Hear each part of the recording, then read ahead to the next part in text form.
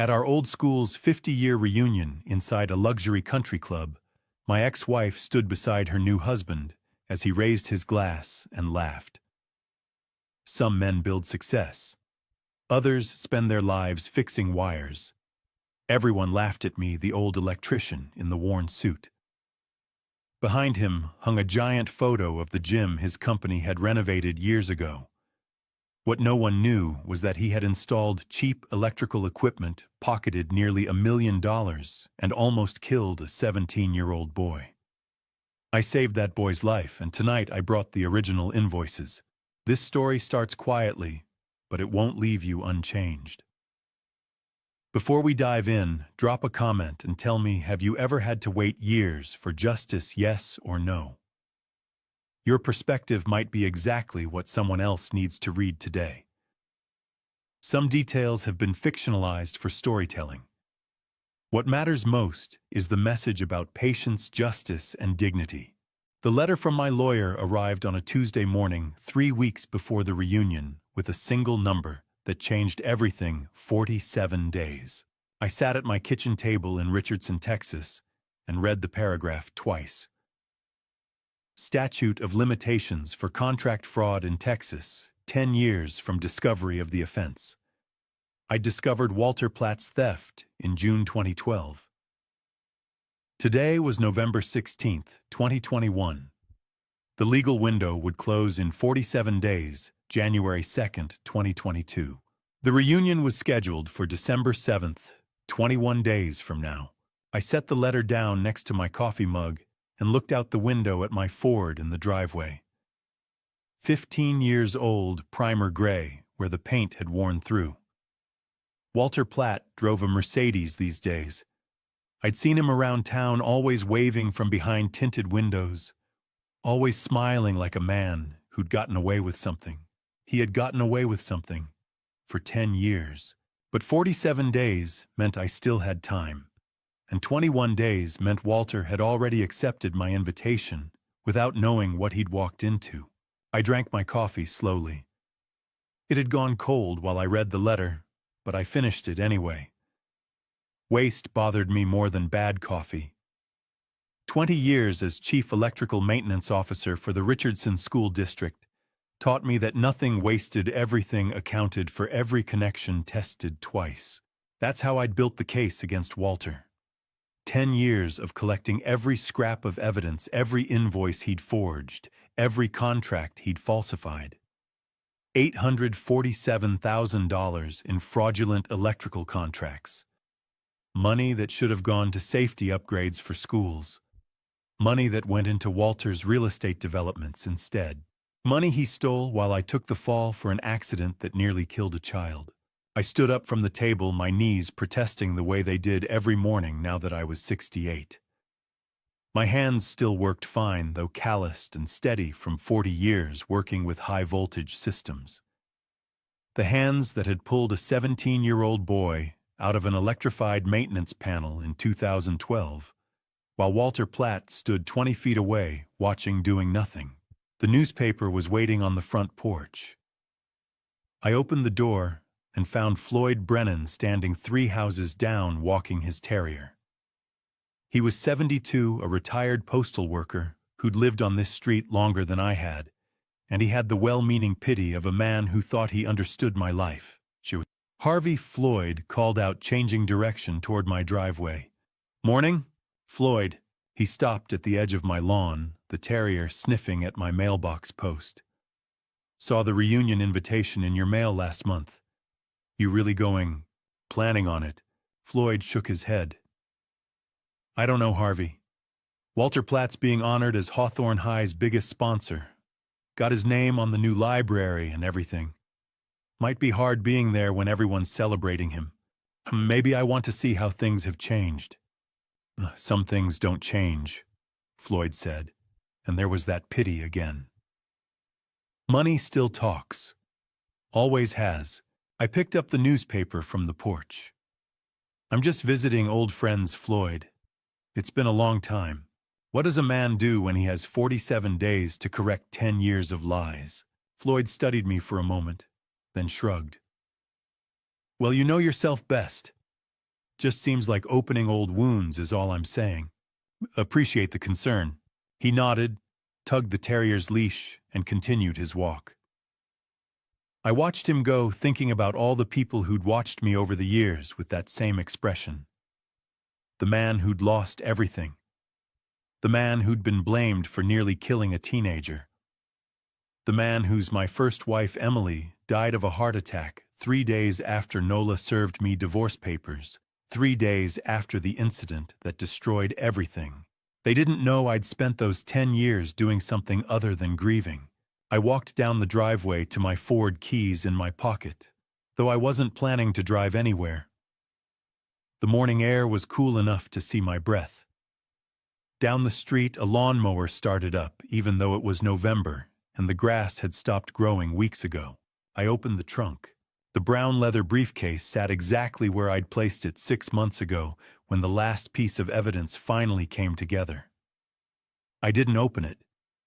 I'd opened it 1,000 times over the past decade, adding documents, checking dates, cross-referencing invoices against bank records.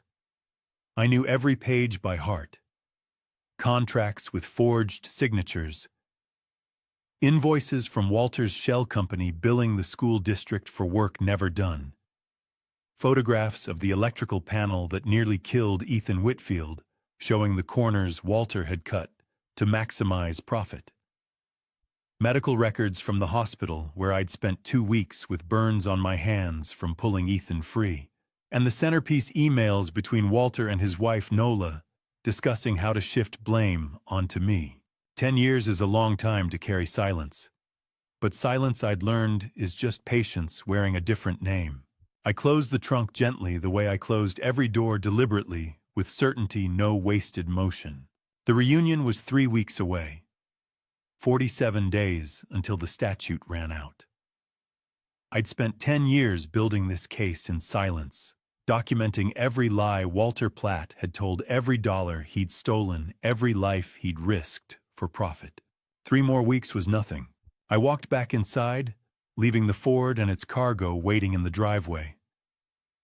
The briefcase would stay there until December 7th, until the moment I walked into Hawthorne Country Club and reminded Walter Platt that some debts don't expire just because time passes. Inside, my phone was ringing. Seattle area code. Farah calling right on schedule. My daughter knew this plan better than anyone. It was time to confirm the final details.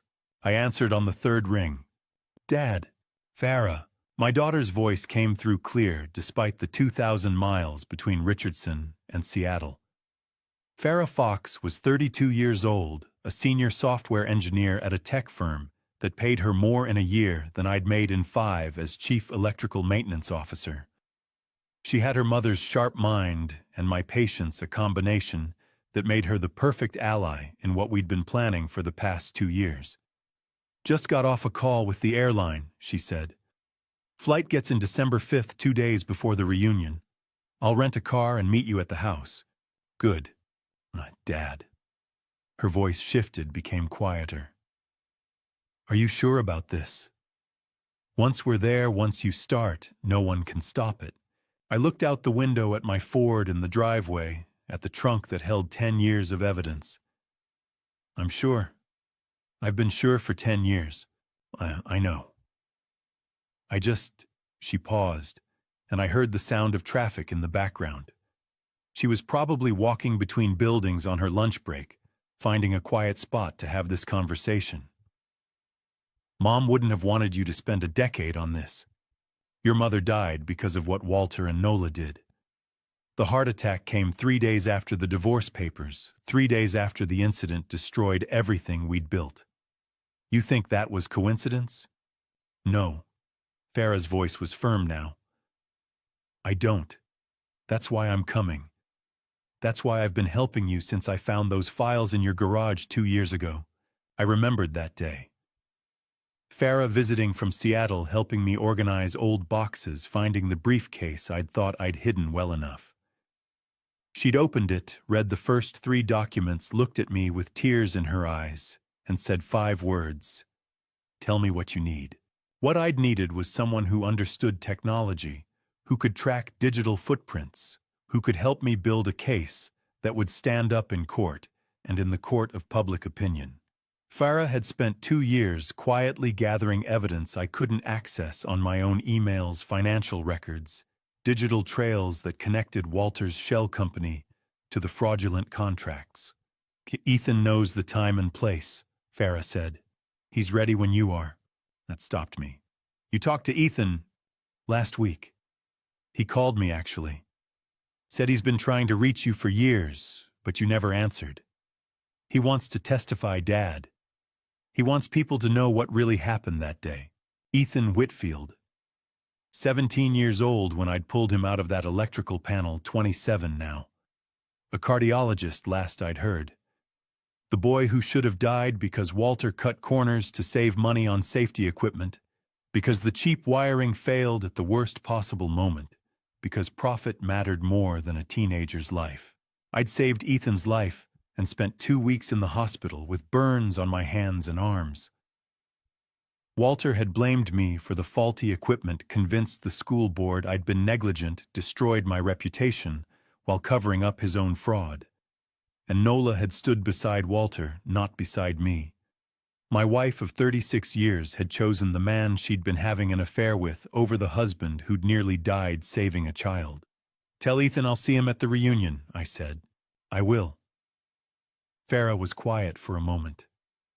I love you, Dad. Mom would be proud of what you're doing. I know she would. I love you too. See you December 5th. I hung up and set the phone on the kitchen table. My daughter had her mother's intelligence, and my patience a dangerous combination for anyone who'd wronged us. That evening, after the sun had set and the neighborhood had gone quiet, I sat at the kitchen table with a cup of coffee and the reunion invitation Nola had sent 3 weeks earlier. It had arrived in a cream-colored envelope, my name and address written in her elegant handwriting, the same handwriting I'd seen on love notes 30 years ago, on grocery lists and birthday cards, and eventually on divorce papers. The invitation itself was professionally printed on heavy cardstock Hawthorne High School class of 1971 50th reunion. December 7th, 2021, 7 o'clock, Hawthorne Country Club. Below that, in smaller text, honoring our distinguished alumni and their contributions to the community. Walter would be honored, of course. His name was on the new library, on the STEM classroom, on a scholarship fund he'd supposedly funded with his own money. The whole town thought Walter Platt was a philanthropist who'd made his fortune in real estate and given back to his community. The whole town was wrong. I ran my finger across the embossed lettering, thinking about the phone call Farah had relayed to me 3 weeks ago. Nola had called her, they still talked occasionally, though Farah kept the conversations brief and surface level. Nola had said she hoped I would attend the reunion, that it would be good for me to see how well everyone was doing, how much the school had grown, how generous the community's supporters had been. Farah had recognized the subtext immediately.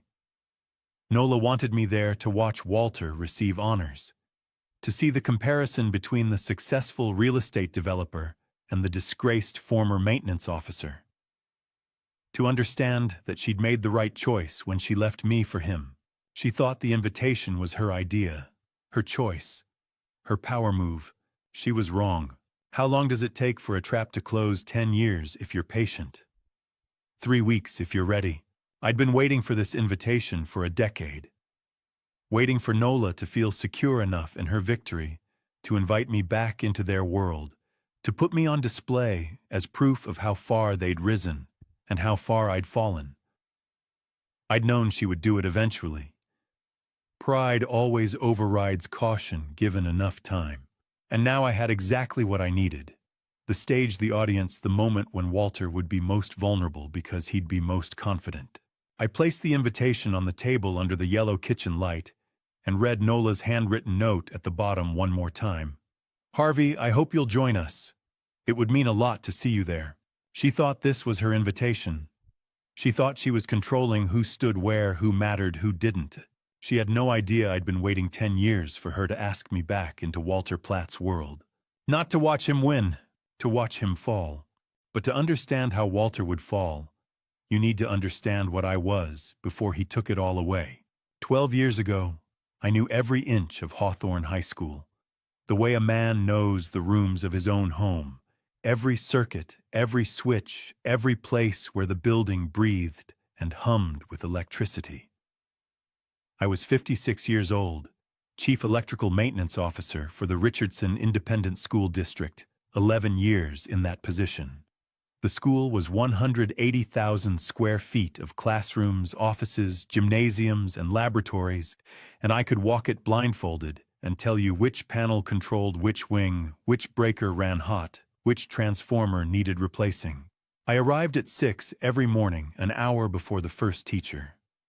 I'd walk the building with my toolbox and clipboard, checking systems, testing emergency lights, making sure everything worked right. In those 11 years as chief, I had maintained a perfect safety record. Not one electrical fire, not one serious shock, not one system failure that endangered anyone. The work wasn't glamorous, but it was mine, and I did it right. Mr. Fox, can you check the projector in room 214? It keeps flickering. That was Ms. Carson, the chemistry teacher, stopping me in the hallway one Tuesday morning in the fall of 2010. Already fixed it, I told her. Loose ground wire. Saw it on yesterday's maintenance log. She blinked. When did you fix it? This morning, 6:15. Thank you. You're always 3 steps ahead. I was. That was the job. Stay ahead of problems, fix things before they became emergencies. It wasn't complicated work, but it mattered. I knew that building better than the principal knew his own office. That wasn't arrogance. It was just true. What I didn't know yet was that knowing electrical systems doesn't prepare you for understanding when your marriage starts to corrode from the inside. I had been a widower for 6 years by then. My first wife, Emily, passed in 2004, a quiet woman who taught 2nd grade and believed in education the way some people believe in prayer. Nola came into my life 2 years later, and for a time I thought I'd been lucky twice. Nola Fox worked in Hawthorne's front office as an administrative assistant. She was 51 in 2010, polished and articulate, the kind of woman who could make wealthy parents feel heard and important without ever appearing servile. She'd worked there 8 years, handling donor relations, parent communications, event coordination. She was good at her job the same way I was good at mine, competent, reliable professional. We'd been married 34 years. We'd raised Farah together, survived the usual struggles of money and mortgages and teenage rebellion. We weren't passionate anymore, not the way we'd been at 22, but we were solid. I thought we were happy. I should have paid more attention to the way Nola's voice changed during parent-teacher conferences. I'd walk past the administrative conference room sometimes and see her through the glass, sitting across from parents who drove Mercedes and wore expensive watches. Her posture would be different, with them straighter, more formal, her smile wider, her laugh lighter, more musical, as if she'd learned to modulate it for an audience that expected refinement. "We're so grateful for your foundation's support," she'd say to Theodore Hastings, the commercial real estate developer in his early 60s, who sat on Hawthorne's donor advisory board and wrote checks large enough that administrators remembered his name. "The facilities here are managed quite professionally, I assure you." She'd tell parents using words like quite and assure that never appeared in our dinner conversations. I noticed these things, but I told myself it was just professionalism. Different contexts require different tones. That was normal. When does a man become invisible in his own marriage? Not all at once. One introduction at a time. The moment I should have understood came on a Thursday afternoon in October 2010. I was walking past the conference room carrying a replacement ballast when I saw Nola inside with Theodore Hastings. They were reviewing blueprints for some proposed expansion, Nola taking notes while Hastings gestured at the drawings. I waved through the window.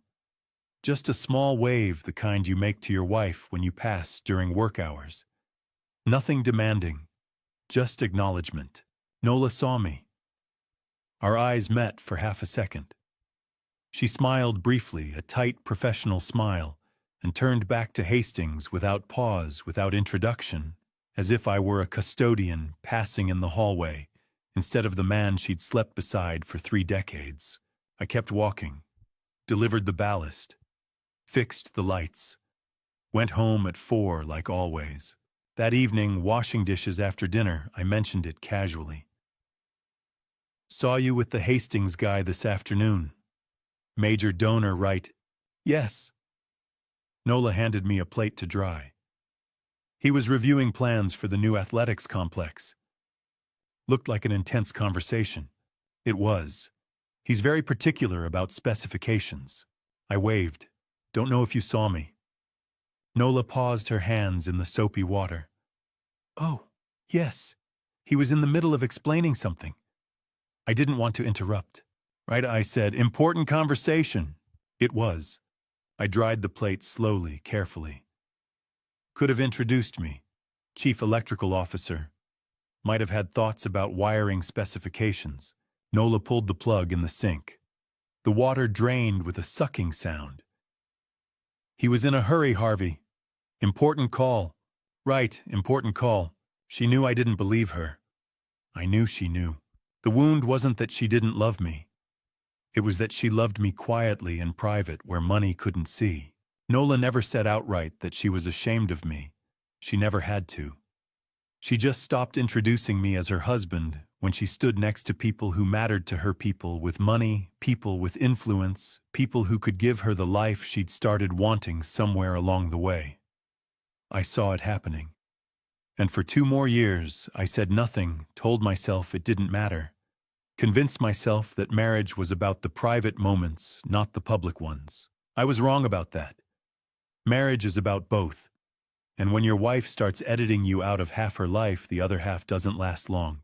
But saying nothing doesn't mean I didn't notice when Walter Platt walked into her world a year later, at a school fundraiser, shaking her hand with a grip that lasted 3 seconds too long, and a smile I recognized immediately as hunger dressed up as charm.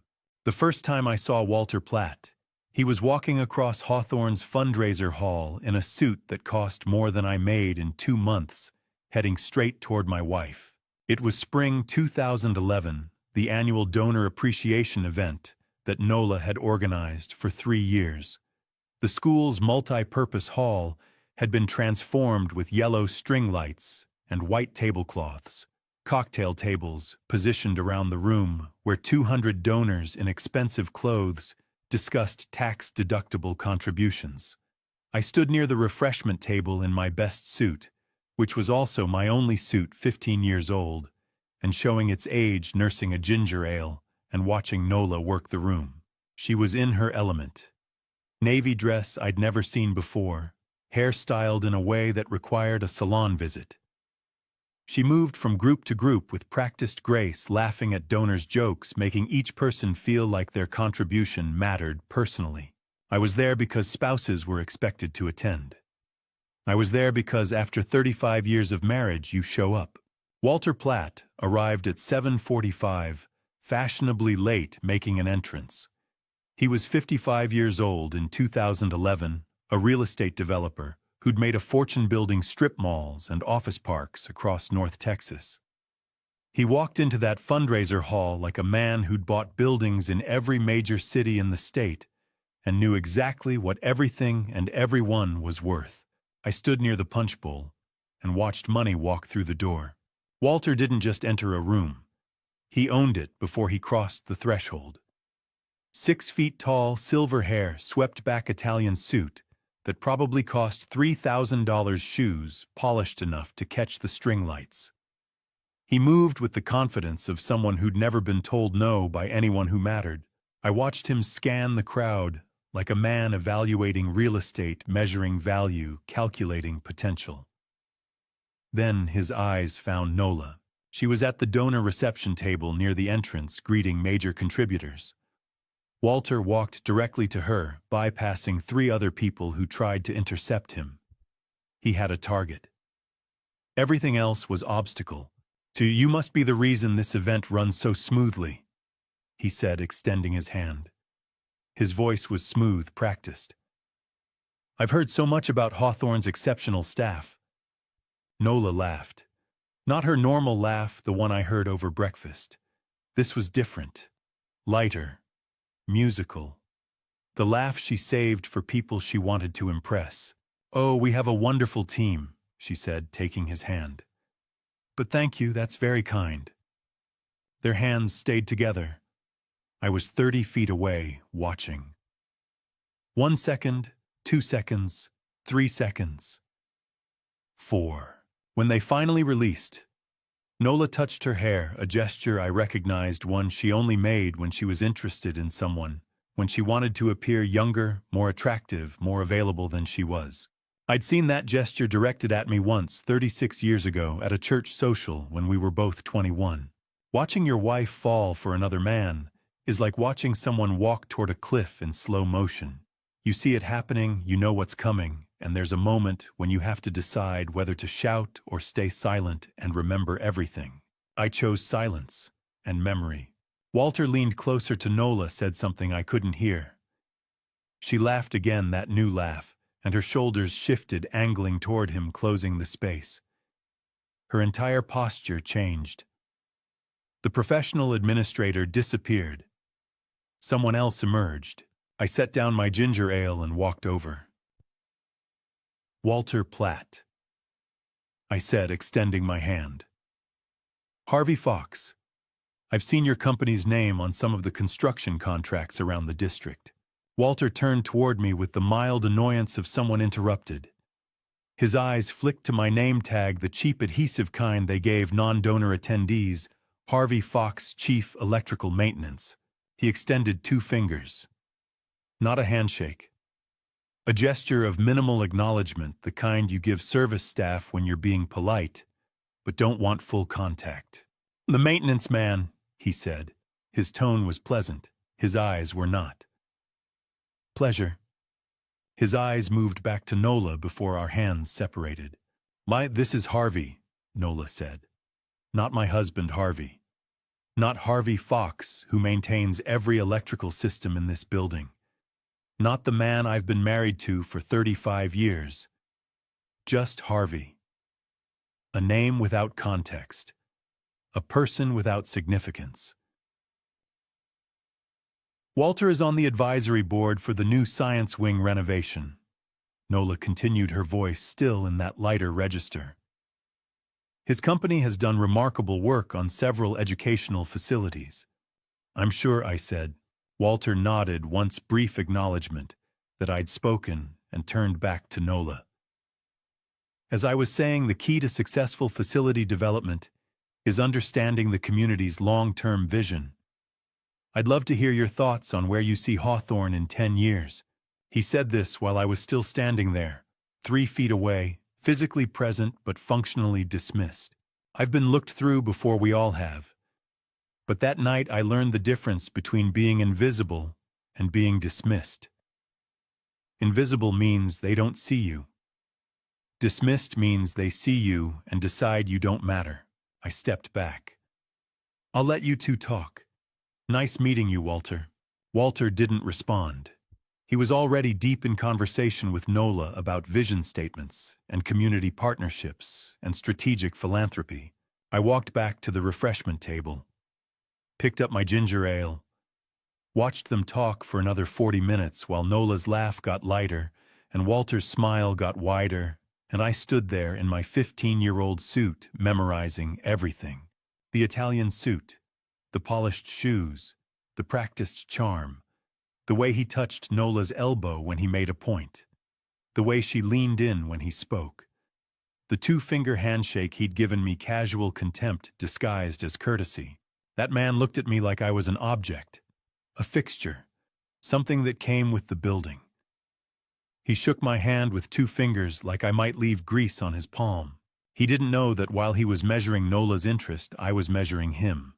Every word, every gesture, every detail of the suit, the watch, the practiced smile. I drove home that night thinking that man looked at me like I was nothing. But he didn't know I looked back and memorized everything. I spent the next year watching, observing, memorizing. Then winter came and everything ended in one night. I drove home with the medal in my pocket and pride in my chest, thinking my wife would finally see me the way the mayor had when he shook my hand with both of his and called me a hero. Winter 2012. 3 days after I'd pulled 17-year-old Ethan Whitfield out of an electrified maintenance panel during a basketball game at Hawthorne High. 3 days after 2 weeks in the hospital with second-degree burns on my hands and arms. The mayor had just given me a civilian heroism medal at City Hall. 200 people applauded. For the first time in 36 years of marriage, I thought Nola will be proud. I rehearsed it during the drive home. The mayor's speech, the certificate with my name in calligraphy, the fire chief's salute. Small details Nola could share with her friends, moments that might make her voice change when she talked about me. I pulled into our driveway at 9:47 and saw Walter Platt's black Mercedes parked on the street. Everything stopped. The pride, the rehearsed story, the 36 years of believing I understood my own life. I sat in my Ford with the medal in my pocket and looked at that Mercedes, and I knew that whatever I'd just won, I'd already lost something bigger. I walked to my own front door, put my key in my own lock, opened the door to my own home. Nola and Walter Platt sat at my kitchen table. Divorce papers spread between them, 2 coffee cups like they'd been there a while. Waiting. Nola looked up. No surprise, no guilt. Just calm. "Hi, Harvey," she said. "Good. You're home. We need to talk." I stood in the doorway holding my keys.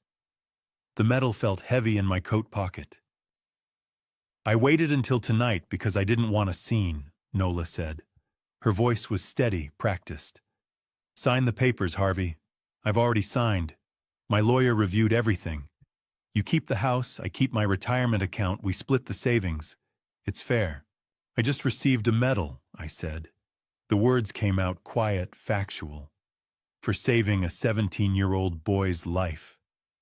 Walter stood up, put his hand on Nola's shoulder. The gesture was territorial, possessive. "And that's very noble, Harvey, truly. But nobility doesn't pay mortgages." I looked at Nola, at the woman I'd married 36 years ago. The woman who'd held my hand in the hospital when Farah was born. The woman who'd kissed me goodbye every morning for 3 decades. "Ma, you saved a child," Nola said. Her tone wasn't cruel. That was worse. It was matter-of-fact, reasonable. "That's admirable, Harvey. It really is. You're still just a poor electrician." She'd already signed the papers, before I walked in, before I even knew we were done. Her signature was there, black ink, final. "Nola's been living in a holding pattern for years," Walter said. He stood behind her, one hand still on her shoulder. "She deserves better than waiting for you to retire on a pension that won't cover property taxes in a decent neighborhood." "I saved a child's life 3 days ago," I said again. I didn't know what else to say. Walter smiled. "Not cruel, sympathetic. Worse than cruel." "I know. The whole district knows. You're a hero, Harvey. Heroes make headlines. Developers make money. Nola's choosing money." He said it like he was doing me a favor.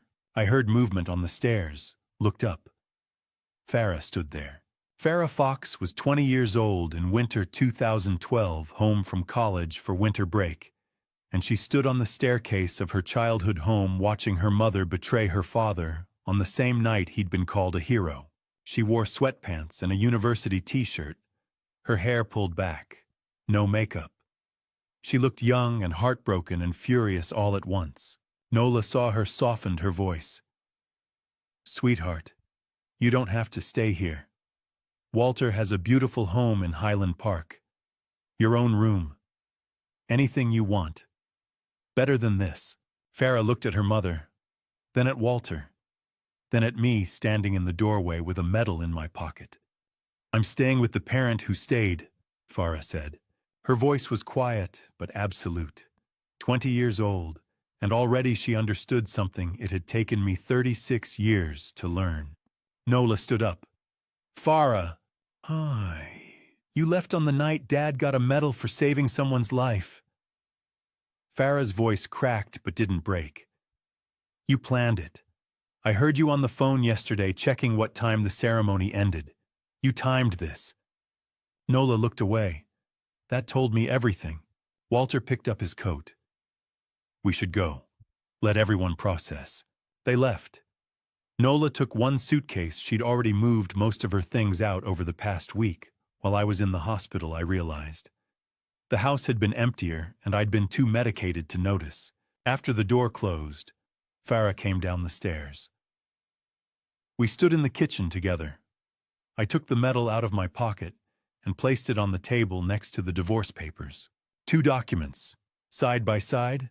One said I'd saved a life. The other said mine wasn't worth saving. I'm sorry you had to see that, I said. Farah looked at me. I'm not. Now I know who they are. She went upstairs. I sat at the kitchen table alone, looking at those 2 pieces of paper under the fluorescent light. A medal and divorce papers, side by side on a kitchen table. One said I'd saved a life. The other said mine wasn't worth saving. That's when it started. Not the planning yet. Not the evidence gathering. Just the understanding that this child, my daughter, had just watched her mother choose money over character status, over integrity, Walter Platt, over the man who'd raised her. Farah stood on the stairs looking at me, her mother's suitcase still audible being loaded into Walter's Mercedes outside. She was 20 years old, and she'd just watched her mother choose money over character. I thought this child is learning a lesson about what the world values, and I thought I have time. 10 years, if I'm patient. 10 years to show her that lesson has a different ending. But before I could plan the ending, I had to survive the beginning. And the beginning was a Friday night basketball game 3 days before everything changed. 3 days before Nola handed me divorce papers, I saved a 17-year-old boy's life in a gymnasium filled with 600 people who would later call me a hero. But in that moment, I was just a man who knew where the circuit breaker was. Friday night winter 2012. Hawthorne High School gymnasium packed with 600 spectators for the varsity basketball game. I was in the basement maintenance room doing a routine electrical check during halftime, listening to the crowd noise filter through the floor above me. Everything was running hot. Too hot. The gymnasium was pulling maximum load on circuits that had been upgraded 2 years earlier by Walter Platt's subcontractor. New panels, new wiring, new grounding system, all part of the athletic facility renovation that Platt Development had won through competitive bid. The same renovation that had come in under budget and ahead of schedule. I'd told the athletic director last month we needed a load assessment. The panels were running warmer than spec. He'd said he'd put it in next quarter's budget. Next quarter was 3 months away. I heard the crowd noise change above me, halftime ending, second half starting. 600 people. Every light at full brightness. The scoreboard. The sound system. The heating running at capacity because it was 32 degrees outside. I checked the panel temperature with my infrared thermometer. 10 degrees over normal operating range. Still within tolerance, but barely. I made a note to follow up Monday morning. Then I heard the crowd noise change again. Not cheering, screaming. I ran. The smell hit me when I burst through the gymnasium door, ozone-burning insulation smoke. The main electrical panel had overloaded. The metal safety fence along the court's sideline installed during the Platt renovation was energized live with current from a fault in the grounding system. Ethan Whitfield, 17 years old, Hawthorne's varsity forward with a basketball scholarship to Texas. A&M, already signed, had run toward an out-of-bounds ball, stumbled, fallen against the fence. Sparks erupted where his shoulder made contact. His body convulsed. He collapsed, but the current held him there, muscles locked. More sparks. Smoke rising from the wall mount. The referee's whistle shrieked, once, then stopped. Sterling Wade, 52 years old and Hawthorne's head basketball coach for 16 years, ran forward, stopped 8 feet away, seeing the sparks, froze. He'd seen broken ankles and concussions, but he'd never seen a boy dying from electrocution 8 feet away while he stood frozen, unable to help. "Don't touch him," Wade screamed. "Don't touch the fence. Someone cut the power." 600 people backed toward the exits. Emergency lighting kicked on. Parents screaming, players backing away. Someone pulled a fire alarm. 30 seconds. That's how long a human heart can survive without proper rhythm before permanent damage begins. I counted 8, 9, 10. I saw it all in 3 seconds. The boy convulsing against the fence. The coach paralyzed. The crowd screaming. The main circuit breaker on the far wall 8 meters away from where Ethan was dying. 8 meters, 30 seconds. The math was simple. The breaker was still energized. The fault was active. Touching it while current was flowing meant I'd get shocked too.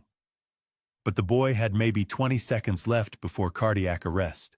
I ran, not away, toward. My boots hit the polished gymnasium floor. People were screaming at me to stop, to wait for the fire department, to not touch anything. Sterling Wade yelled something I didn't hear. I reached the breaker panel on the west wall, ripped open the access door. The main disconnect switch was throwing sparks where the fault current was trying to find ground through the panel housing. I grabbed it anyway, with my bare left hand. Electricity coursed through my arm like being punched by lightning.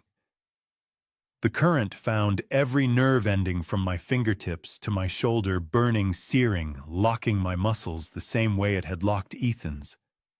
My palm blistered instantly against the metal switch. The smell of burning skin, my skin mixed with the ozone and smoke. I pulled the switch down with full force. The gymnasium went dark. Emergency lights only. The current stopped. My hand released the switch I hadn't been able to let go on my own. The electricity had held me there until I cut the power. I looked at my left palm. 2nd-degree burns. Skin blistering across the palm and 3 fingers, already turning white and red in patches. I ran to Ethan, pulled him away from the fence. His eyes were closed. His chest wasn't moving. I checked for a pulse. Found one. Weak but there. Put my ear to his chest. Heard breathing. Shallow, irregular, but present. Sterling Wade dropped to his knees beside me. "You just ran straight at it," he said. His voice was shaking. "Everyone else ran away. You ran toward it." Paramedics arrived. They took over oxygen mask on Ethan's face, checking vitals, preparing the stretcher. One of them looked at my hand. "Sir, you need treatment. That's a serious burn." "The boy first," I said. "Pain is temporary. A 17-year-old boy with his whole life ahead of him, that's permanent." The choice wasn't complicated. They loaded Ethan onto the stretcher. His eyes opened. He looked at me confused, in shock, but alive. His chest was rising and falling. His heart was beating. I pulled the boy out. My left hand was burned 2nd degree, the paramedics confirmed later, palm, and 3 fingers, skin blistering. But Ethan Whitfield was breathing. His chest was rising and falling. His eyes were open. And in 3 days, I would stand in City Hall holding a medal in that burned hand, while my wife handed me divorce papers with the other. But what I didn't know yet, what I couldn't have known, standing there in that dark gymnasium with my hand smoking and 600 people staring at me, was that this 17-year-old boy and his grateful parents would become the foundation of a 10-year plan to destroy the man who'd cut corners on the wiring that nearly killed their son. The foundation started in a hospital hallway 3 hours later with 2 parents who didn't know me and a business card I almost didn't take. The hospital hallway smelled like antiseptic and fear, and my left hand felt like I'd held it over a stove for 30 seconds, which, chemically speaking, was exactly what I'd done. 11:20 at night. Dallas Memorial Hospital. I sat on a plastic chair outside the emergency room, with my left hand wrapped in white gauze and burn gel, second-degree burns across the palm and 3 fingers. The paramedics had brought Ethan and me in the same ambulance 3 hours ago. Ethan was stable, being monitored for cardiac irregularities. The doctor said he'd make a full recovery. The nurse had offered me something stronger than ibuprofen twice. I'd refused both times. Wanted to stay clear-headed. Wanted to think. My hand throbbed. Each pulse reminded me of Walter Platt's 2-finger handshake a year ago. The casual contempt. The dismissal. I wondered if Nola even knew I was in the hospital. Probably not. She was at Walter's house in Highland Park. I'd seen her car there this morning. She didn't know I knew. Some things don't change. Tonight I sat alone in a hospital hallway with a burned hand and no family coming. In 3 days, I'd sit alone at my kitchen table with a medal and divorce papers. The emergency room doors opened. A man and woman emerged, both in nice clothes that looked rumpled from 3 hours of waiting. The man was 45 maybe, with graying hair and the posture of success. The woman was younger eyes, red from crying but fierce with relief.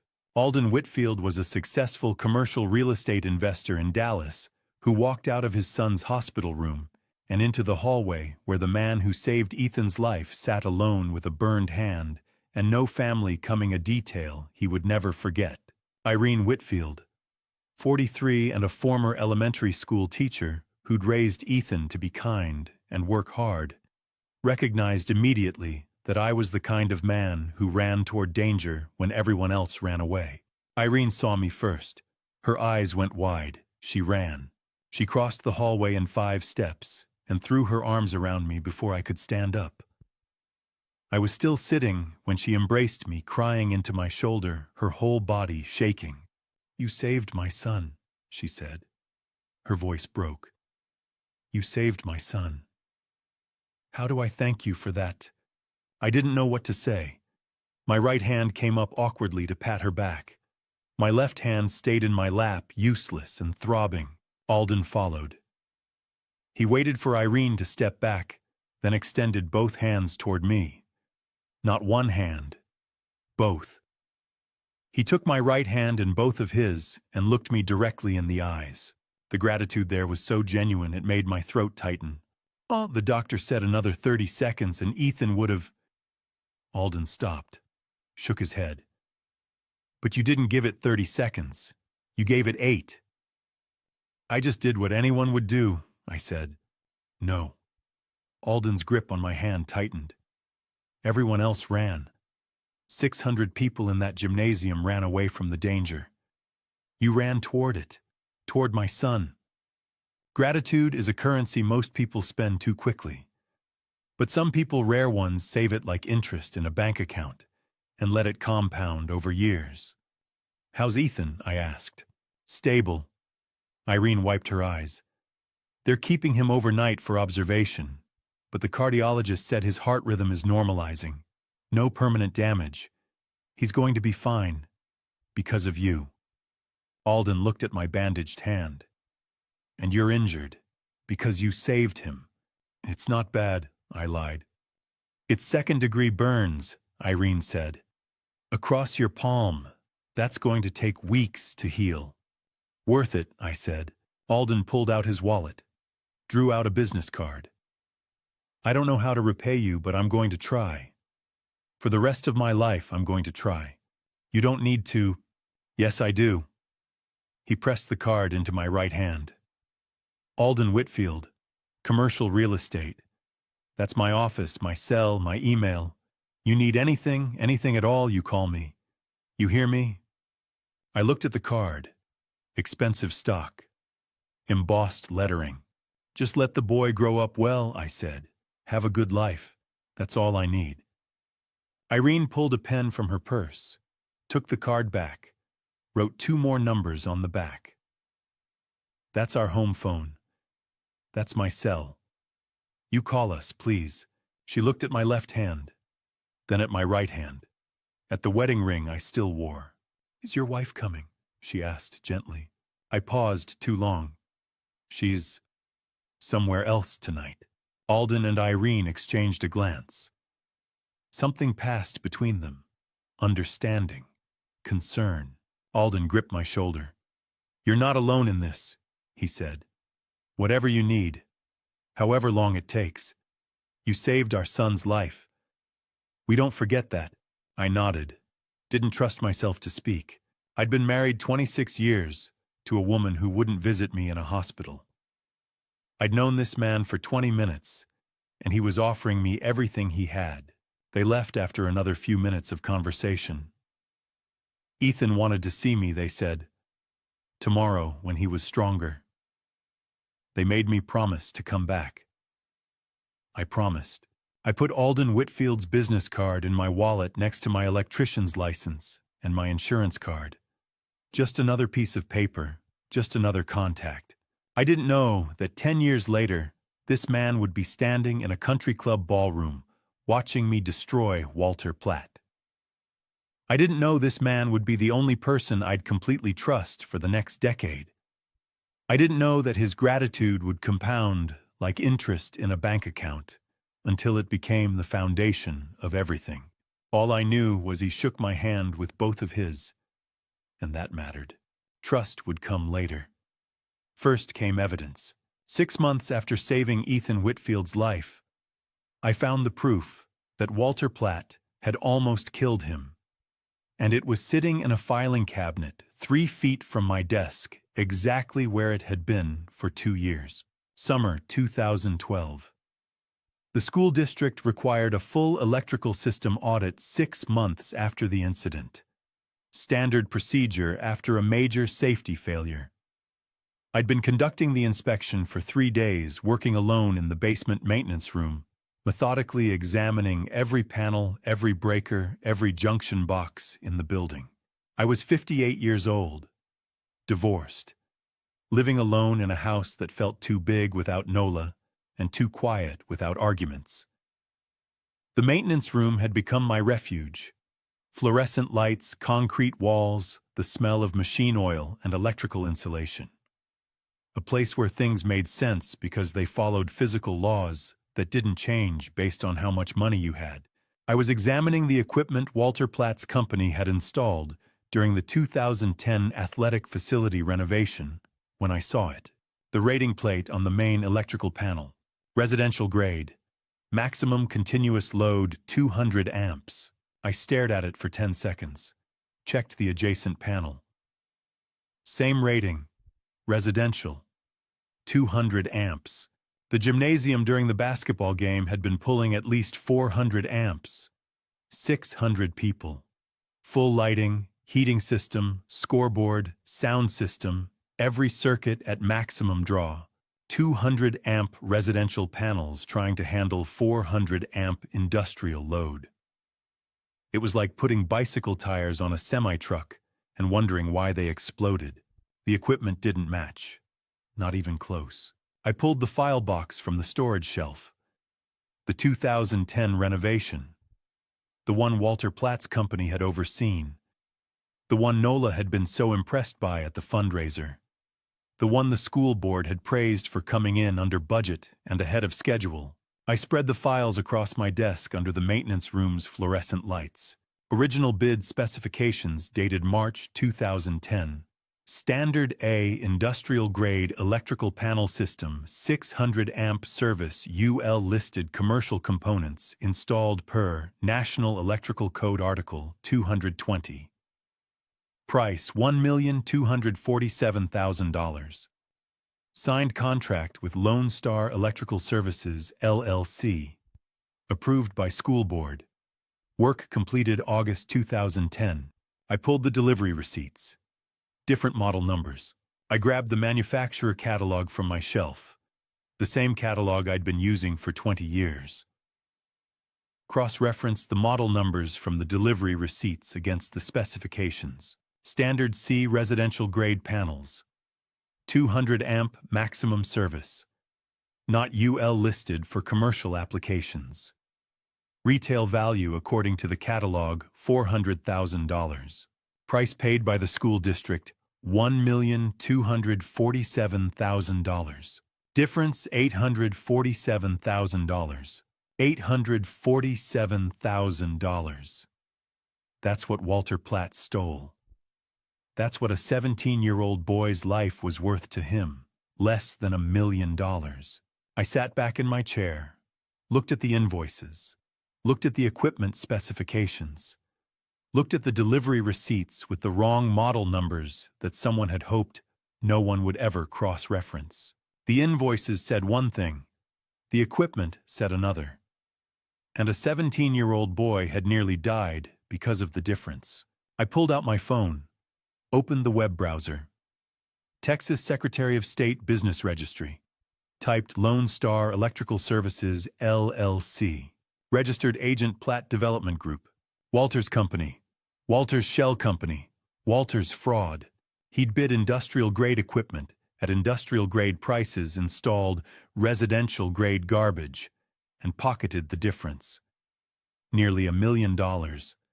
And when the cheap equipment failed under load and nearly electrocuted a teenager, he'd stood in my kitchen 3 days later with his hand on my soon-to-be ex-wife's shoulder and told me that nobility doesn't pay mortgages.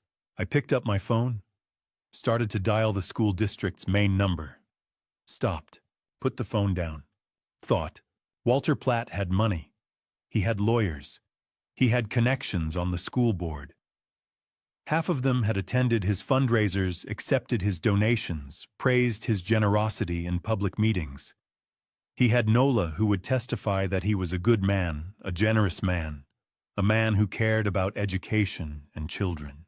What did I have? Invoices and delivery receipts. Equipment with the wrong rating plates. A filing cabinet full of paperwork that his lawyers would argue could be interpreted differently, could be explained away, could be the result of honest mistakes made by subcontractors. If I called the police right now, filed a report, started an investigation, Walter would know about it within hours, and he'd bury it before the weekend. Documents would disappear. Witnesses would forget. Shell companies would dissolve. Lawyers would file motions and countersuits and claim that a disgruntled ex-husband was making false accusations against the man who'd married his wife. I'd been divorced from Nola for 4 months. The court had finalized it in March. Everyone knew I had motive to make trouble for Walter. He has money. He has lawyers. He has Nola telling everyone what a great man he is. What do I have? Invoices and burn scars. I looked at the files spread across my desk. Nearly $1 million in fraud. Equipment that nearly killed a child. Evidence that could send Walter Platt to prison for years. And if I reported it now, he'd escape. Probably. Money usually wins against paperwork. How long should you wait to spring a trap? Until your enemy has forgotten it exists. Until he's celebrated. Until he believes he's won. I stood up. Walked to the photocopier in the corner of the maintenance room. Made copies of everything. Every invoice. Every delivery receipt. Every specification sheet. Every piece of evidence. Took the originals home that night. Locked them in my personal safe in the bedroom closet. 3-inch steel door. Combination lock that only I knew. The copies went back into the filing cabinet at school. If Walter ever came looking, he'd find paperwork. Nothing missing. Nothing to make him suspicious. I sat in my maintenance room at 8 o'clock that night alone, looking at the filing cabinet that held proof of Walter Platt's crime. If I make noise now, he'll destroy the evidence. I need him proud. I need him celebrated. I need him standing in front of everyone who matters, accepting credit he doesn't deserve. Then I overthrow him. I locked the maintenance room door and went home. Patience, I'd learned, is just anger that knows how to wait. Pride takes time to build. So does the money to destroy it. What do you do when you're 58 years old, divorced, living in a 1-bedroom apartment, and the only thing you know better than electrical systems is exactly how criminals cheat them? You become a consultant. Late 2012, I retired early from Hawthorne High School. Mutual agreement. The divorce had made things awkward with Nola still working in the front office, and the school board preferred clean breaks to uncomfortable hallway encounters. They gave me a modest pension enough to cover rent and groceries in a Richardson apartment, not enough for anything else. I registered Fox Electrical Consulting, LLC, with the Texas Secretary of State. Filing fee $300. Office my kitchen table. Equipment, my laptop, my 40 years of experience, and a filing cabinet full of copied documents showing exactly how Walter Platt had defrauded the school district. I had one advantage over every other electrical consultant in Texas. I knew every trick. Alden Whitfield made the introduction. He'd kept in touch since the hospital called every month to check on my hand, invited me to Ethan's basketball games, refused to let me disappear into the background. In January 2013, he called with a business proposition. T. Harvey. I have a colleague at Texas Energy Partners. They're building a new substation. The contractor's invoices look off. Would you be willing to review them? I drove to their facility in Houston the next week. Walked into that substation and saw Walter Platt's playbook. Different contractor, different company name, same shell company structure, same invoice tricks, same substitution scheme, premium equipment, build cheap equipment, delivered difference pocketed. I saved them $340,000. The VP asked how I spotted it so fast. I didn't say, because my ex-wife's husband taught me exactly what fraud looks like when you study it for 6 months straight while sitting alone in a maintenance room. I said experience. Word spread. By spring 2013, I had 3 clients. Energy companies mostly referred through Alden's business network. They needed independent audits of contractor work on substations, distribution centers, industrial facilities. They paid me $8,000 to $12,000 per audit. I worked from my apartment, traveled to sites, wrote detailed reports, identifying exactly where contractors were cutting corners and inflating costs. I knew every trick because I'd studied one man's playbook for 2 years. Walter Platt was my textbook. Revenge is a dish best served cold, they say. But they don't tell you that while it's cooling, you can use the heat to cook something else entirely. 2013 became 2014. 2014 became 2015. My consulting practice grew. Energy companies, manufacturing plants, data centers across Texas. They hired me because I had a gift for spotting the same patterns shell companies registered to the contractor's parent corporation invoice amounts that matched bid specs, but delivery receipts that showed different model numbers, equipment rated for residential use, installed in commercial facilities. I became a specialist in detecting the exact fraud tactics Walter had pioneered.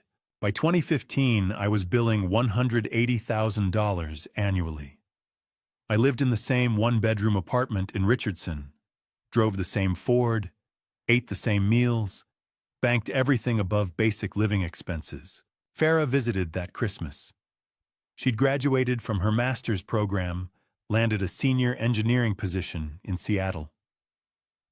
We sat in my small apartment with Chinese takeout, and she looked at me with something I hadn't seen in her eyes since before the divorce: pride.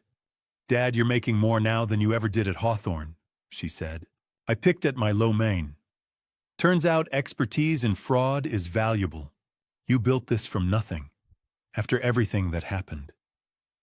"Not nothing," I said. "I had a very thorough education in how criminals operate." She understood.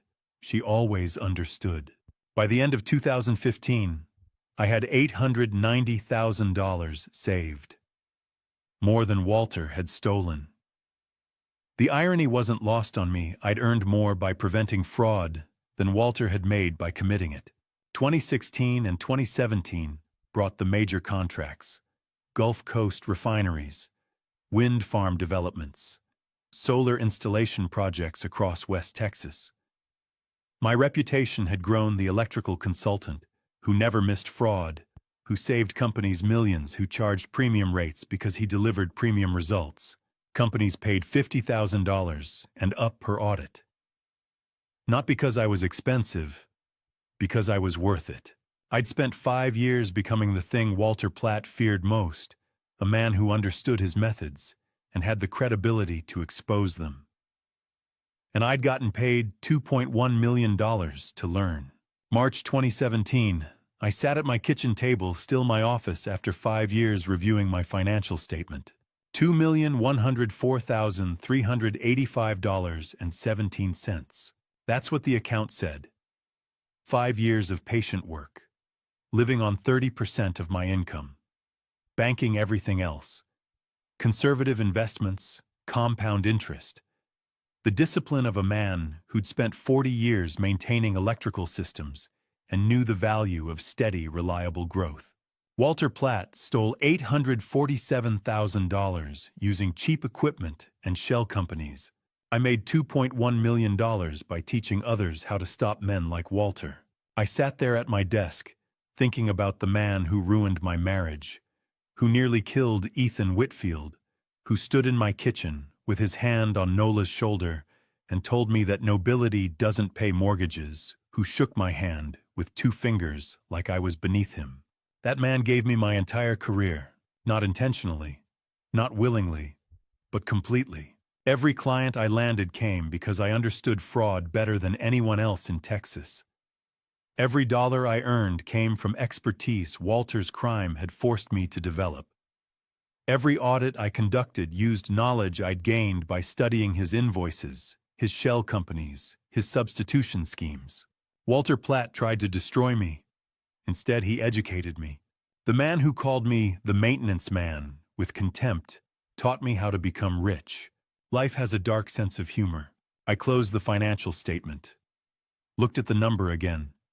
$2,104,385.17.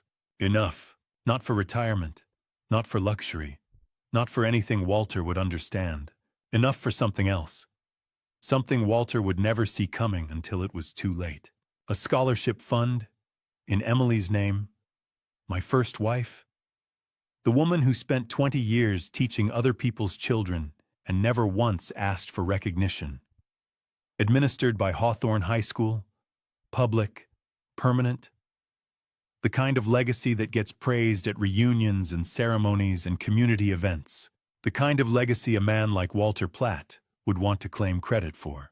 I picked up my phone, called Principal Garrett Thorne, made an appointment. The man who tried to ruin my marriage, who shook my hand with 2 fingers like I was beneath him, who installed cheap equipment that nearly electrocuted a 17-year-old boy to death. That man taught me how to become rich. Not intentionally, not willingly, but completely. Every dollar of my $2.1 million came from understanding exactly what Walter Platt had done. Life has a dark sense of humor, and I was about to make the punchline even darker. The punchline required a stage. I built it in spring 2016 with a cashier's check and a conversation that confused a well-meaning principal for 5 years. I walked into the office of Hawthorne High School's principal, carrying a brown envelope with a cashier's check for $2.1 million and a plan that would take 5 years to spring. Garrett Thorne was 52 years old in 2016, principal of Hawthorne High for 7 years. He remembered me as the maintenance officer who'd saved a student's life in 2012 and was utterly unprepared for the day that same man walked into his office with a check for $2.1 million and instructions that made no sense until 5 years later. I'd called ahead, made an appointment, told his secretary it was about a donation. Thorne stood when I entered, extended his hand. "Harvey Fox, good to see you." I shook his hand, sat in the chair across from his desk, placed the brown envelope on the polished wood between us. "You mentioned a donation," Thorne said. "That's very generous." I pushed the envelope toward him. "Open it." He opened it, pulled out the cashier's check. His eyes went wide. "Harvey, this is $2.1 million. This is the largest single donation in the school's history." "I know. I don't understand. You were a maintenance officer here." Where did you? I was consulting, I said. 5 years of good work. I want it to go to students who need it. Kids whose parents work 2 jobs. Kids like I was. Thorne set the check down carefully. This is extraordinary. We can establish scholarships, upgrade STEM facilities, and replace the electrical system, I said. With properly rated commercial equipment. He nodded. He knew what I meant. The legal documents are in the envelope. I continued. Perpetual endowment, independent trustees. Fox Electrical Consulting LLC is the donor of record. Not your name personally. No. Thorne pulled out the legal documents, scanned them, stopped at the fund name. Emily Mercer Future Scholars Fund, he read aloud. Not Harvey Fox Scholarship. No. Who's Emily Mercer? Emily was my first wife. She taught second grade for 20 years. Mercer was her maiden name before she became Emily Fox. She died in 2004 before any of this happened. She never knew what Walter did. She never got to see what the district became. This fund is hers. Revenge isn't about destroying your enemy. It's about letting them destroy themselves.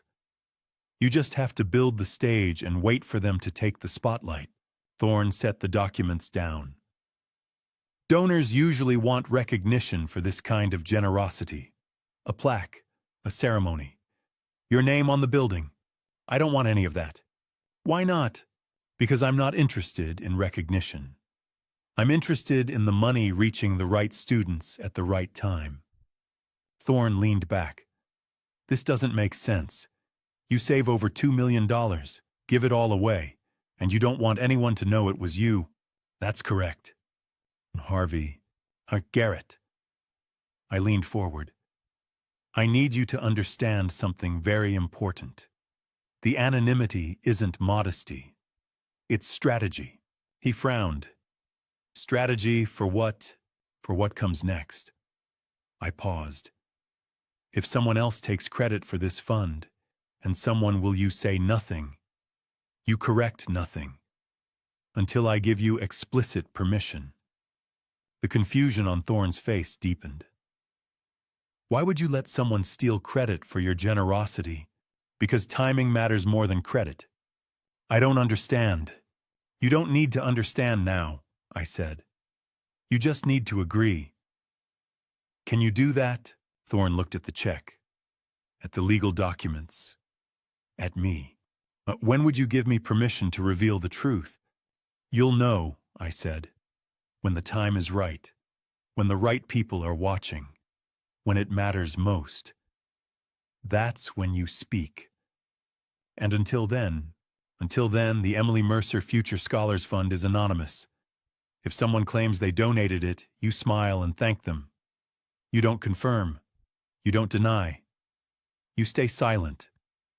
A trap only works if the bait is irresistible. And there's nothing more irresistible to a man like Walter Platt than credit for generosity he didn't earn. Thorne was quiet for a long moment. Harvey, are you setting someone up? I'm setting up the truth, I said. Sometimes the truth needs the right moment to land, the right audience, the right context. Who do you think will take credit? I didn't answer that question. Thorne sighed, looked at the check again. This money will change lives, Harvey. Dozens of students, maybe hundreds over the years. I know, and you're absolutely certain you don't want recognition. I'm absolutely certain I want recognition at the right time, not before. He extended his hand across the desk. I don't fully understand what you're doing, but I trust you, and I'll honor your wishes. I shook his hand. Thank you. How will I know when it's time? I'll tell you, I said. Directly, clearly. You won't have any doubt. I stood up, straightened my jacket. Thorne stood as well, still holding the check. Harvey, why don't you want credit for this? Why let someone else take it? I looked at him across the desk. Because my name doesn't matter right now, Garrett. It matters when it's spoken at the right time and the right place to the right people. You'll know when that moment comes. And when it does, when someone is standing in front of everyone who matters, accepting praise for generosity they didn't provide, that's when you tell the truth. I left his office, walked through the hallways I'd maintained for 11 years, past the gymnasium where Ethan Whitfield had nearly died, past the maintenance room where I'd discovered the fraud. The trap was set. The bait was irresistible.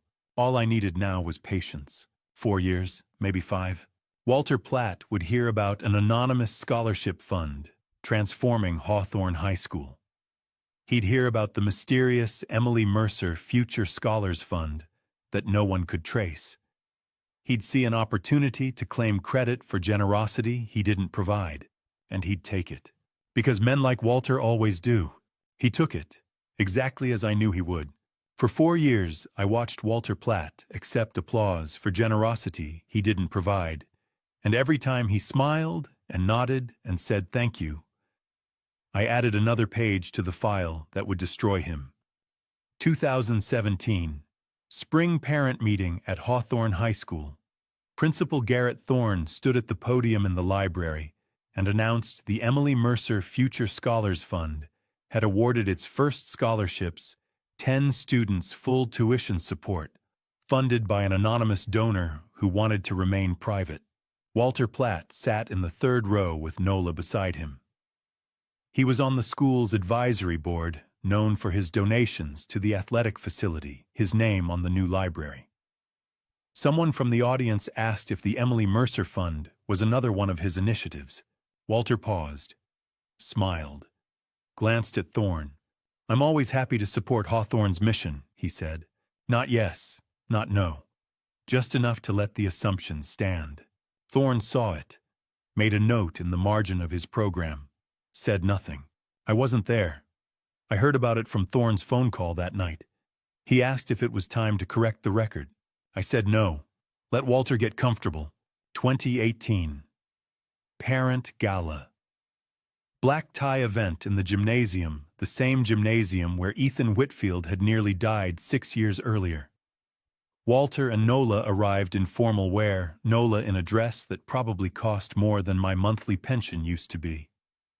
Parents congratulated Walter on the scholarship fund.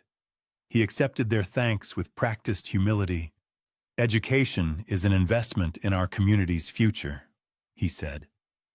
"I'm fortunate to be in a position to contribute, still not claiming it directly, but not correcting anyone either." Nola stood beside him, smiling. I knew from Thorne's documentation that during the cocktail hour she'd pulled Walter aside and whispered something. Thorne had been close enough to hear. "Mercer was Harvey's mother's name," Nola said. Walter dismissed it. "Coincidence. He doesn't have this kind of money." She knew. Nola knew her ex-husband had donated over $2 million. Knew Walter was stealing credit. And she chose silence. Chose the comfortable life in Highland Park over the truth.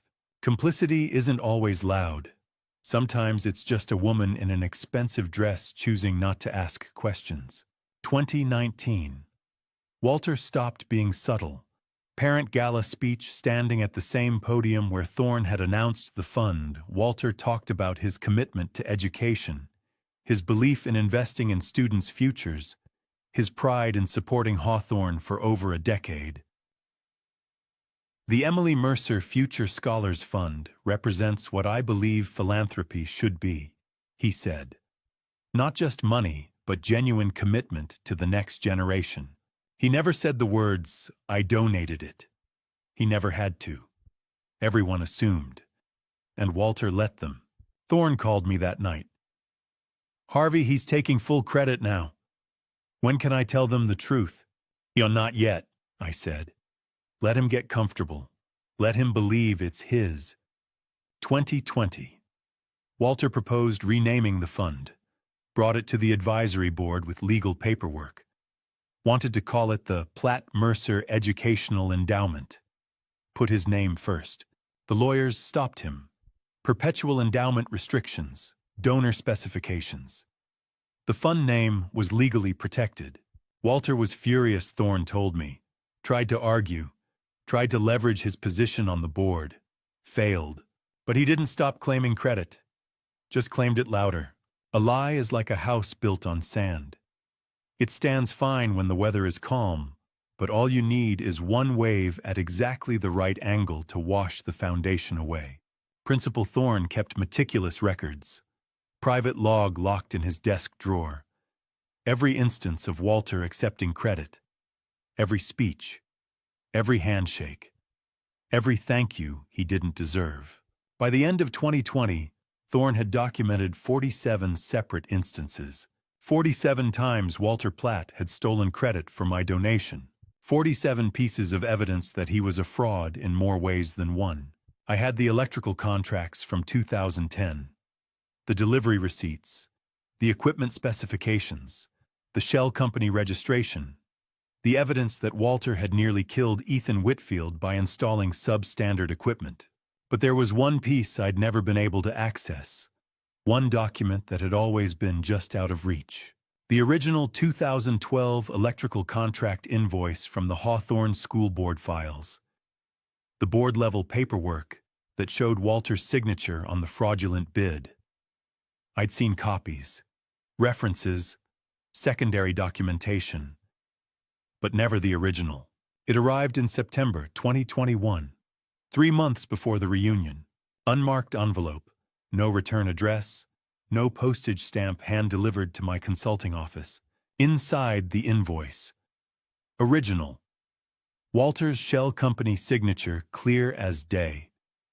The equipment substitution documented in the contractor's handwriting with Walter's approval initials in the margin. And a handwritten note on plain paper. Mr. Fox, I should have given this to you 9 years ago. Better late than never. V.A.T. Vernon Townsend. I'd known Vernon peripherally from Hawthorne. He'd been on the school board from 2010 to 2012, served during the electrical renovation project. Basketball coach Sterling Wade had mentioned him once. Vernon and Walter had been business partners for 15 years, joint real estate developments across Dallas. Had been partners. I made a phone call, found out what happened. September 2021. Walter Platt had forced Vernon Townsend out of their $2.3 million joint real estate development. Legal, ruthless. Leveraged a technicality in their partnership agreement to buy Vernon out at 30 cents on the dollar. Vernon Townsend was 64 years old, financially devastated. 15 years of partnership destroyed by a man who valued money more than loyalty. So Vernon went to his storage unit. Found his old school board files from 2010 to 2012. Located the one document Walter thought was safely buried in bureaucratic archives that no civilian could access, and he gave it to me. 10 years, 47 documented lies, 1 missing invoice, and 3 months until the reunion where Walter Platt would stand at his highest point. I held the invoice in my hands, the last piece of evidence delivered by the only other person who knew the truth and had finally been betrayed enough to care. The file was complete. The trap was perfect. All that remained was the execution. Execution required one more soldier. I recruited my daughter 2 weeks before the reunion with a briefcase full of evidence and complete honesty about what I needed her to risk. 2 weeks before the reunion, I opened the brown leather briefcase on my kitchen table and showed my daughter what 10 years of patience looks like when you stack it in chronological order. Farah flew from Seattle Friday night, arrived Saturday afternoon. 32 years old senior software engineer, my daughter, who'd chosen me over her mother's money 9 years ago and never looked back. She walked into my kitchen, saw the briefcase on the table, stopped. "Is that it?" she asked. "That's it." I opened the latches, lifted the lid, started laying documents across the table in chronological order. 2012 electrocution incident reports, hospital records showing Ethan Whitfield's cardiac monitoring, my second-degree burns, the 2 weeks we spent in adjacent rooms. Photographs of my bandaged hand that I'd never shown anyone. 2012 electrical invoices, the bid specifications, the delivery receipts with the wrong model numbers, the manufacturer catalogs showing the substitution, the Texas Secretary of State registration linking Lone Star Electrical Services, LLC, to Platt Development Group, 2016 Scholarship Fund establishment papers, the cashier's check for $2.1 million, the legal documents creating the Emily Mercer Future Scholars Fund, the perpetual endowment restrictions that prevented Walter from renaming it, 2017 to 2020 documentation. Principal Thorne's private log with 47 instances of Walter claiming or accepting credit, newspaper clippings, parent meeting minutes, photos of Walter at the podium accepting thanks. September 2021. Vernon Townsend's unmarked envelope. The original 2012 Hawthorne School Board invoice showing Walter's shell company signature and the equipment substitution in the contractor's handwriting. Farah stood at the table, silent, looking at 10 years laid out like a prosecutor's timeline. "I knew you were planning something," she said quietly. "I didn't know it was this thorough. Every document dated cross-referenced, independently verifiable," I said. "Walter can't lawyer his way out of physical evidence." She picked up the hospital photograph. The one showing my left hand 3 days after the incident, palm and 3 fingers wrapped in white gauze, the skin underneath blistered and raw. "You never showed me this photo," she said. "Your hand was—" She stopped.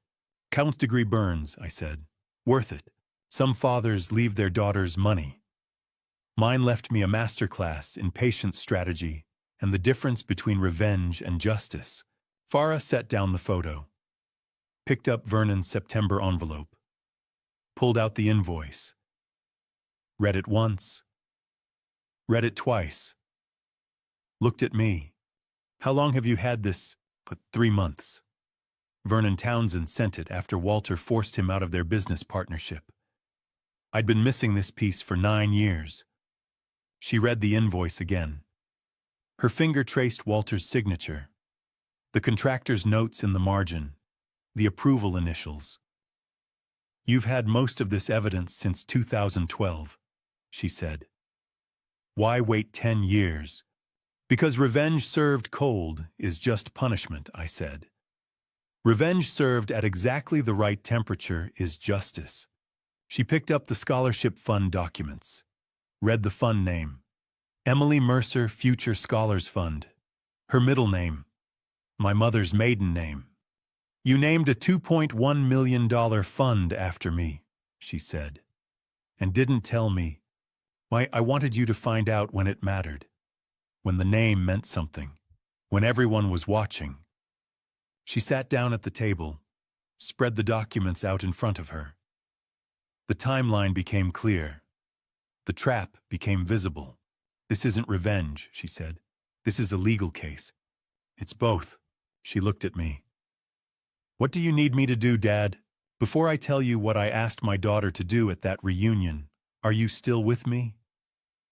Comment A if you'd volunteer to be bait for your father, or B if you'd say no, and add one short reason why. Quick note, some details ahead are recreated for storytelling impact, but the lesson is what matters." I sat down across from her. "The reunion is in 10 days. Walter will be there. He'll be honored. He'll probably try to rename the scholarship fund again, claim it publicly one more time. Nola will be by his side. And I need you there as visible presence. You're the bait. They'll see you. They'll know you're my daughter. And if I know Walter, he'll say something. Do something. In front of everyone." Farah didn't hesitate. "What do you need me to do?" "Stand still. Let them attack first. Don't react. I'll handle the rest." She looked at the evidence spread across the table. Looked at me. 68 years old. Patient as stone. A man who'd spent 10 years building a case instead of throwing a punch. "You'll be the target," I said. Walter will see you know you're my daughter. He might say something cruel. Can you stand there and take it? For 10 years you stood there and took it, Farah said. I can handle one night. You don't have to do this. Yes, I do. You did it for me. Now I do it for you.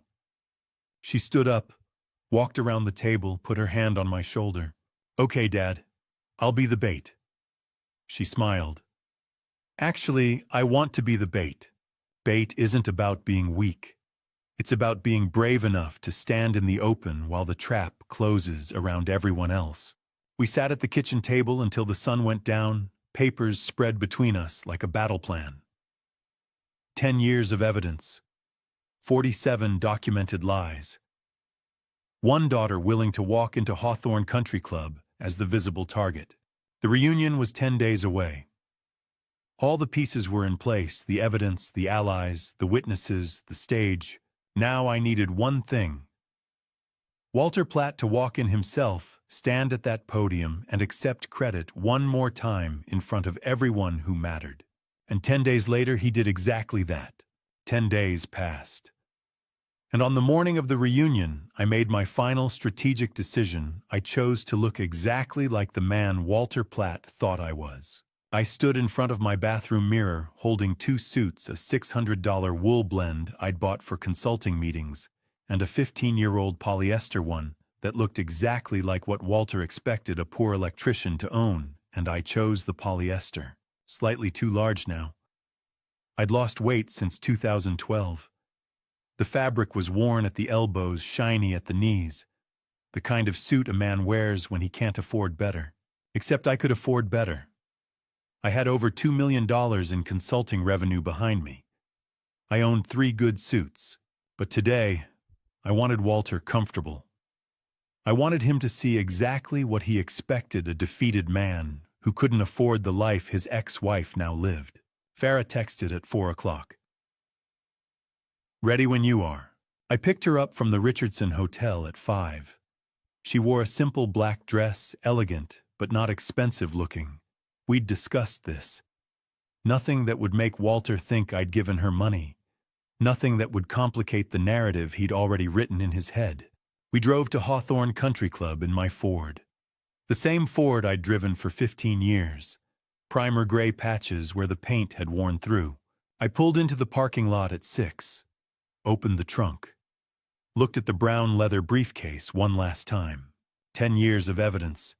USB drive with Principal Thorne's documentation. Vernon's invoice. Hospital records. Electrical contracts. Scholarship fund papers. Everything.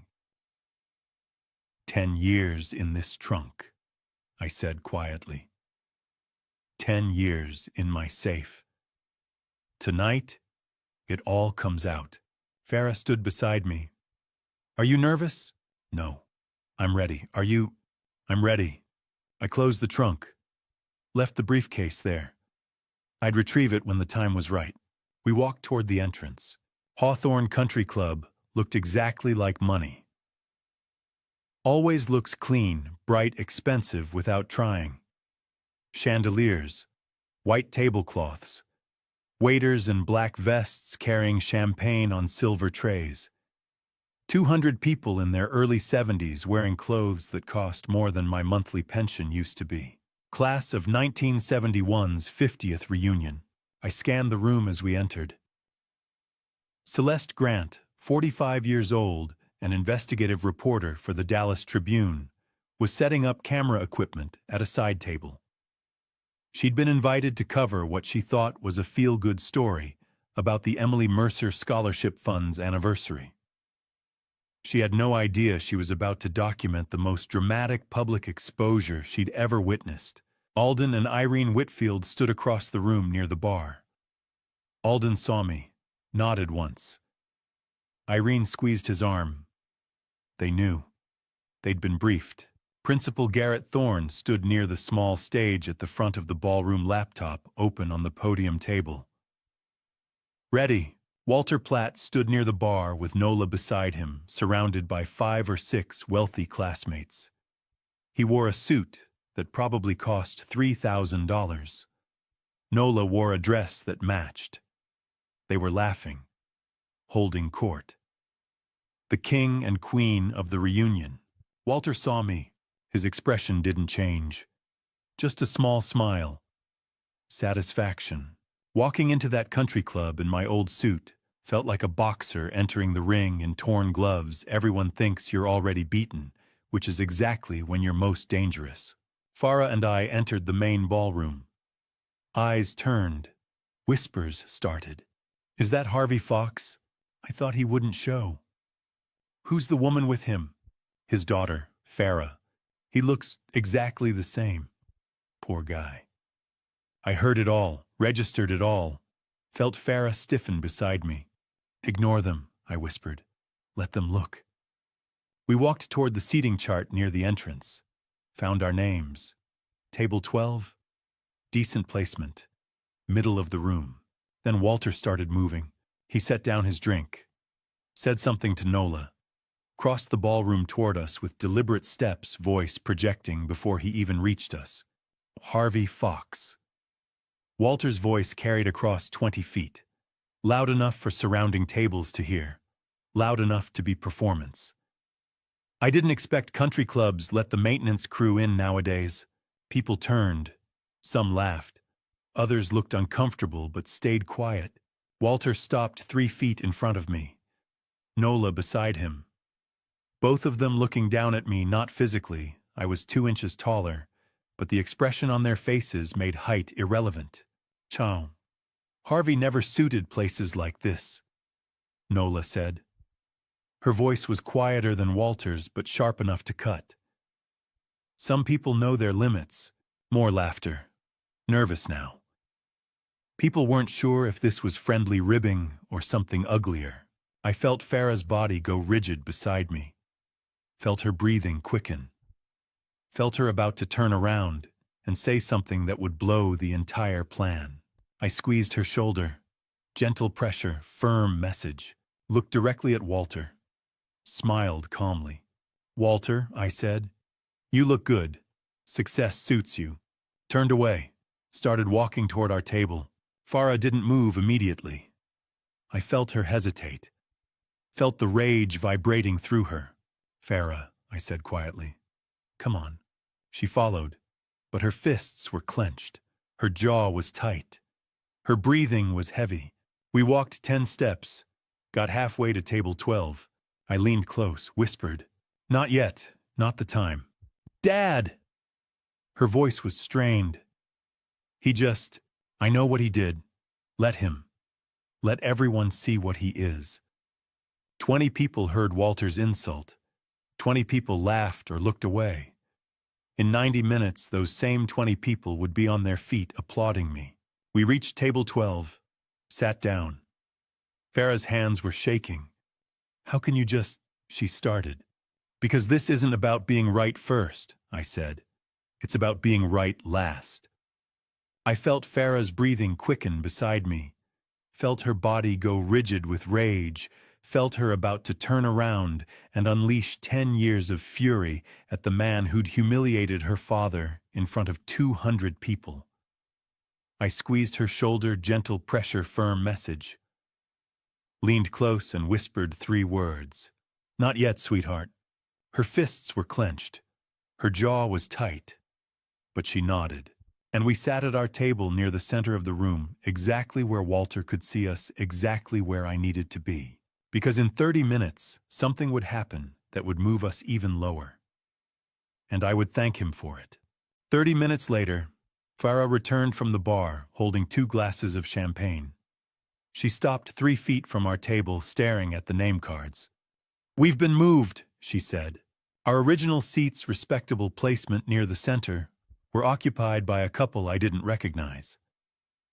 Our name cards now sat at table 17, tucked in the corner beside the kitchen doors. The worst table in the ballroom.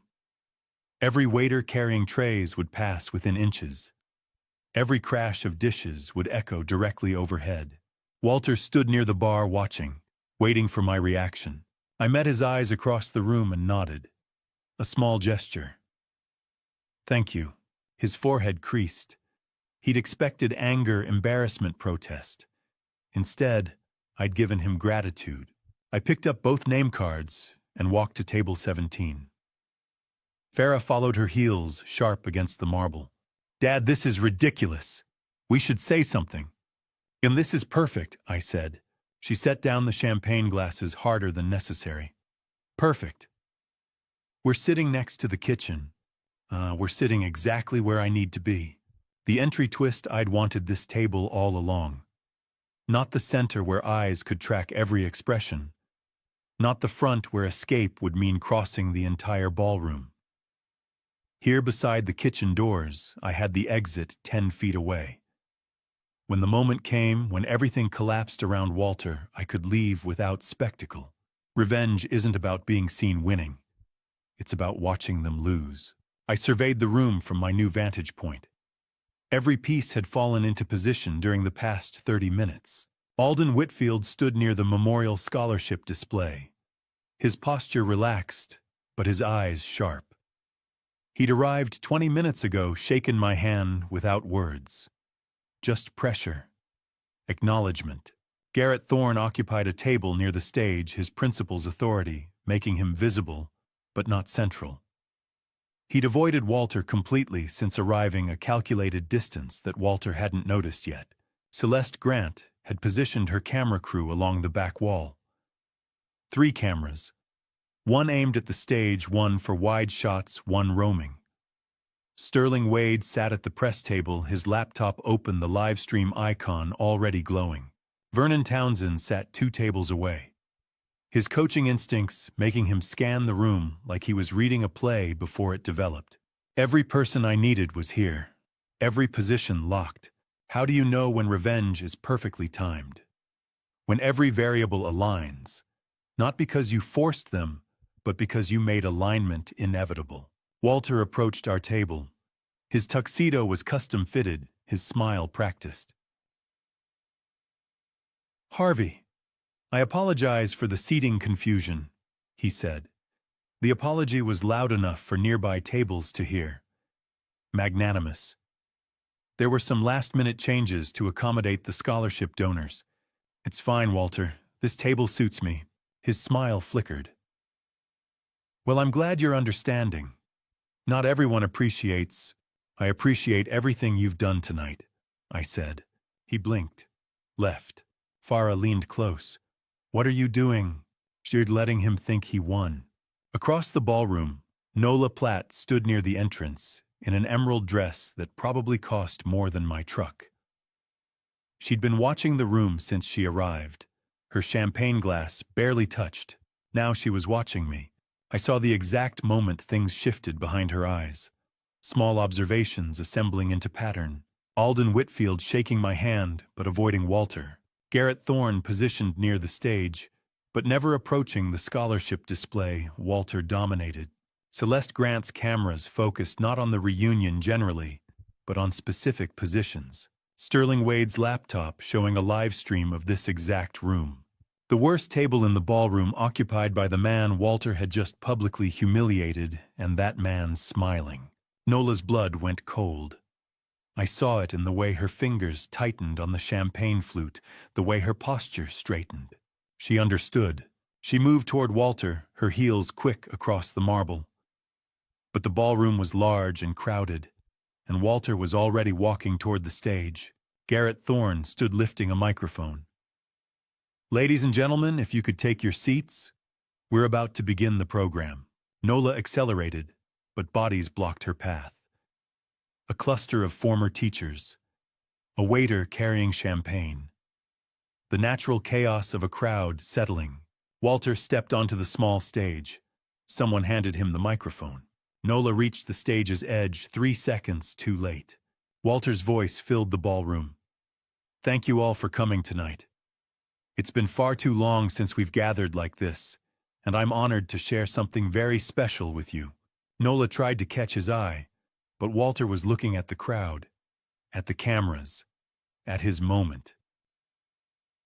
10 years ago, Walter continued, I established the Platt Scholarship Foundation to honor the values that Hawthorne High taught us. excellence, integrity, and service. Tonight, I want to tell you the story of how that foundation began. Farah's hand found mine under the table. Nola stood frozen at the stage's edge, her face pale, knowing exactly what was about to happen and powerless to stop it. Walter smiled into the cameras, into the live stream, into the permanent record. It started, he said, with a tragedy that I helped prevent. The spotlight found Walter Platt like he was born for it. He stood center stage, microphone in hand, his tuxedo perfect under the lights. The ballroom quieted. 300 faces turned toward him. Celeste Grant's cameras tracked every angle. "Thank you all for coming tonight," Walter began. His voice carried warmth, practiced sincerity. "It's been far too long since we've gathered like this, and I'm honored to share something very special with you." Applause rippled through the room. I sat at table 17, 10 feet from the kitchen doors, and watched. Over the years, Walter continued, I've tried to give back to the school that shaped me. The library renovation, $200,000. We added computers, study spaces, resources our students desperately needed. More applause. Heads nodded. The STEM classroom, $350,000. Science and technology are the future, and Hawthorne deserves the best. He paused, letting the numbers settle, letting the crowd appreciate his generosity. But the scholarship fund, Walter said, his voice dropping to something intimate, confessional, that's been my proudest achievement. Because education is the greatest investment we can make in our community. The applause built, enthusiastic, genuine. I recognized faces in the crowd, teachers who'd known Emily Mercer, parents who'd watched Farah grow up, classmates who'd attended Emily's funeral. They were clapping, smiling, charmed by the man who'd stolen everything Emily built. The entry twist, Walter's polish was working. Even people who should have remembered were believing him. Farah's hand tightened on her champagne glass. Walter gestured to the screen behind him, where the Emily Mercer Future Scholars Fund logo glowed, Emily's name in elegant script, her photo beside it. 10 years ago, Walter said, I established this foundation to honor the values that Hawthorne High taught us: excellence, integrity, and service. Integrity. The word came from his mouth without hesitation. The fund has grown to over $2 million. We've sent 43 students to college, changed 43 lives. He didn't mention Emily's initial capital, didn't mention her vision, her planning, her sacrifice. The applause continued. Garrett Thorne sat 3 tables away, his laptop open, his expression neutral, waiting. Sterling Wade's livestream counter showed 420 viewers. Growing. Walter's tone shifted, became philosophical. He gestured toward the back of the ballroom. So you know, he said, I've learned something over the years. There are 2 kinds of people in this world. Those who build legacies and those who dwell on the past. His hand swept past table 17, past me. Some people stay stuck, Walter continued, nursing old grievances, blaming others for their circumstances. While some people, he touched his chest, humble, choose to invest in the future. The crowd shifted. A few glances landed on me. Pity, judgment. Poor Harvey Fox, still bitter after all these years. Farah leaned close, her whisper sharp. Dad, we should let him talk, I said. My coffee cup sat before me, still half full, cooling. I lifted it, took a sip. Calm. Walter was giving me everything I needed. Every word, every gesture, every moment of arrogance, all recorded. All live-streamed. All permanent. How much applause does a thief earn before the truth catches him? Walter moved toward his closing, his voice building. Tonight I want to announce something exciting. The scholarship fund has been my life's work, but it's time to expand our vision. The screen behind him still showed Emily's name. Emily's face. "I'm excited to announce," Walter said, "that we'll be renaming the fund the Platt Family Foundation Scholarship. A more fitting name for the scale of contributions we're planning." He smiled, proud, generous. "We're going to triple the endowment, send 100 more students to college, build something that will last generations." The applause swelled. Farah's breath caught. "He's erasing her." "Yes," I said. My hand stopped shaking. This was the line I'd been waiting for. Not the theft, not the lies, not the credit stealing or the insults. The erasure of Emily's name from the legacy she'd built with her own money, her own vision, her own sacrifice. Walter wanted to replace her completely, make it his. Done. I set down my coffee cup. The porcelain clinked softly against the saucer. Across the ballroom, Garrett Thorne's eyes met mine. His finger hovered over his laptop keyboard. Walter continued, oblivious. "The Platt Family Foundation will be a beacon for this community. A testament to what one person, what one family can accomplish when they dedicate themselves to service." Nola stood near the bar, her face pale. She'd moved closer to the stage during Walter's speech, but not close enough, not fast enough. Celeste Grant's cameras tracked Walter. The red recording lights steady. Sterling Wade's livestream count hit 600 viewers. Alden Whitfield stood against the back wall, his arms crossed, his expression unreadable. But his posture had shifted. Ready. Vernon Townsend leaned forward at his table, watching not Walter, but the crowd. Reading the room like he'd read 1,000 games. Every piece was positioned. Walter raised his champagne glass. "So please join me in toasting the future the Platt Family Foundation Scholarship and the hundreds of lives it will change." The crowd began to rise, glasses lifting. I looked at Garrett Thorne. His finger still hovered. Walter smiled at the applauding crowd, the cameras, the live stream. At his moment of triumph, the exit twist came in silence. I gave one small nod. Thorne pressed enter. The screen behind Walter flickered. The screen behind Walter went black for 3 seconds, then filled with numbers. Garrett Thorne stood and walked to the stage. Walter turned, still holding the microphone, confusion crossing his face. "I apologize for the interruption," Thorne said, his principal's voice carrying authority. "But I need to clarify something before we continue. The scholarship fund's true sponsor." The screen lit up with a spreadsheet. Donation records. Dates running from 2016 through 2021. Amounts listed month by month, year by year, every transaction documented. At the top, in letters large enough to read from the back of the ballroom, "Donor, Harvey Fox. Down $2.1 million, Thorne said. Every cent from Harvey Fox. The entry twist detonated in silence. The $2.1 million donor wasn't Walter Platt, but Harvey Fox, the retired maintenance officer sitting at table 17. A photograph appeared on screen. Me in my electrical maintenance uniform, 10 years younger, wrench in hand, standing beside a circuit panel at Hawthorne High. Walter's mouth opened, closed. There must be some mistake." "No mistake," Thorne said. "Complete records, bank transfers, canceled checks, all verified." The ballroom fell into absolute silence. 300 people turned to look at table 17. At me. At the man Walter had mocked 30 minutes ago for being stuck in the past. Someone whispered, "Harvey Fox, the maintenance guy." Another voice, $2 million. Walter's face drained of color. His champagne glass still raised from his toast, lowered slowly. Nola gripped the edge of her table, knuckles white.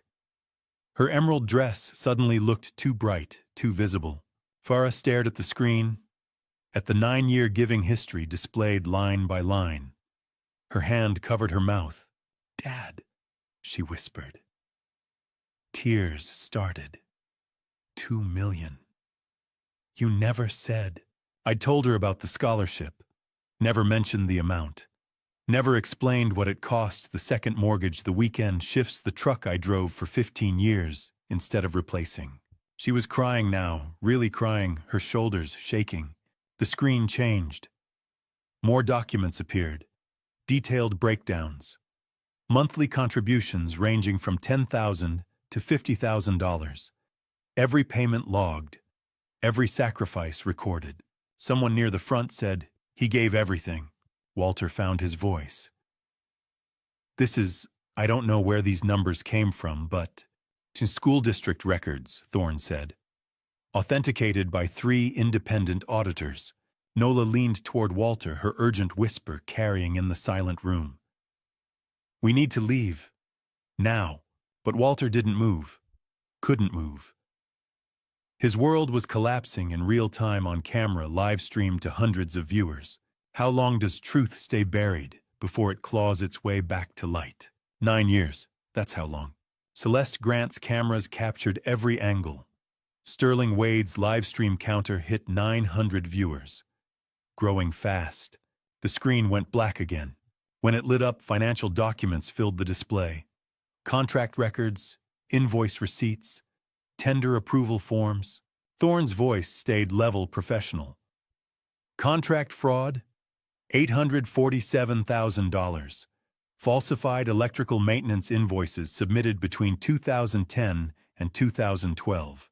The documents scrolled, each one showing Walter's shell company, each one showing inflated costs, each one showing signatures that didn't match the authorization forms.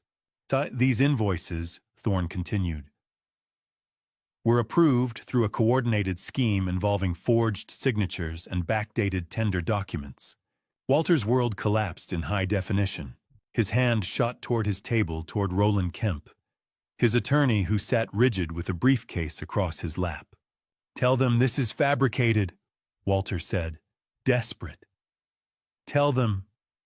Roland Kemp, 62 years old with silver hair and 3 decades of corporate law experience, shook his head slowly. "I can't. These are certified records." The screen changed again. Emails appeared. Subject lines. Message threads. Coordination between accounts. One name appeared repeatedly in the sender field, highlighted in yellow. Nola Platt. The exit twist landed like a second bomb. Nola's supporting emails, her complicity in the scheme exposed, alongside Walter's fraud. Tender manipulation. Thorne read from the screen. Quote, "We need to split the invoices across 3 months to avoid triggering the review threshold." Nola's face went sheet white. Another email appeared. Quote, "Walter's company submits Thursday. Make sure Henderson signs before he sees the competing bids." The room made a sound, collective breath, collective understanding. Walter grabbed for the microphone stand to steady himself. Someone's chair scraped. A glass clinked. A woman near the front covered her mouth. "The embezzlement funded personal accounts," Thorne said. "Country club memberships, luxury vehicles, the renovation of their home on Maple Ridge Drive." More documents scrolled. Bank statements, transfer records, expenditures. Every dollar traced, every lie documented. I stood from table 17. My chair scraped loud in the silence. Farah looked up, tears still streaming. I walked slowly toward the stage, past tables full of former classmates, past teachers who'd known me for 40 years, past faces showing shock, understanding, shame. Celeste Grant's cameras tracked my movement. Walter saw me coming. His breathing quickened, amplified by the microphone still clutched in his hand. Nola whispered something urgent, but Walter didn't respond. The screen behind him continued scrolling. More emails, more invoices, more proof. Vernon Townsend sat forward at his table, watching like this was the final play of a championship game. Alden Whitfield remained against the back wall, arms still crossed, expression unreadable.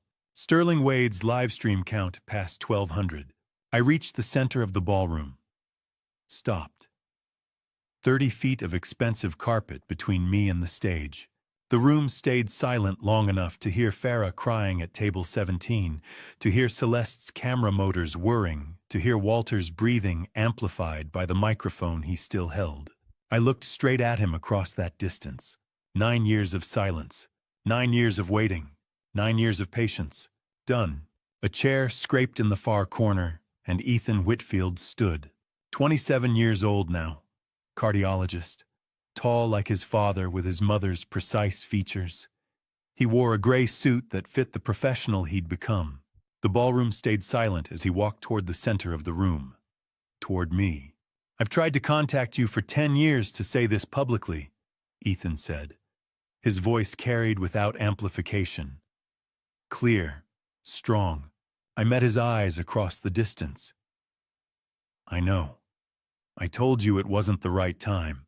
The entry twist landed quietly. Harvey had orchestrated even this testimony, telling Ethan to wait, timing it for maximum impact. Ethan turned to face the crowd. "The man you laughed at tonight is the reason I'm still standing here." Silence. In 2012, I was 17 months old. There was an electrical fire at Hawthorne High caused by faulty wiring that had been replaced 6 months earlier as part of a maintenance contract. He didn't look at Walter. Didn't need to. See, Harvey Fox pulled me out of that building. The doctors said he should have died from the shock. His hands were burned so badly they weren't sure he'd regain full use of them. Ethan's voice stayed level factual. He spent 4 months in physical therapy. Lost his position as head electrical officer because he couldn't hold tools properly for a year. Someone near the front whispered, "I didn't know." He never told anyone, Ethan said. Never asked for recognition. Never filed for compensation. Just went back to work when his hands healed. Farah was crying harder now. She'd known about the fire. Never knew about the burns, the therapy, the demotion. Irene Whitfield stood beside her son, holding a brown manila envelope worn soft at the edges. 10 years of careful storage. She opened it slowly, pulled out papers, a photograph. "I've kept this 10 years, Irene said, waiting for the right day."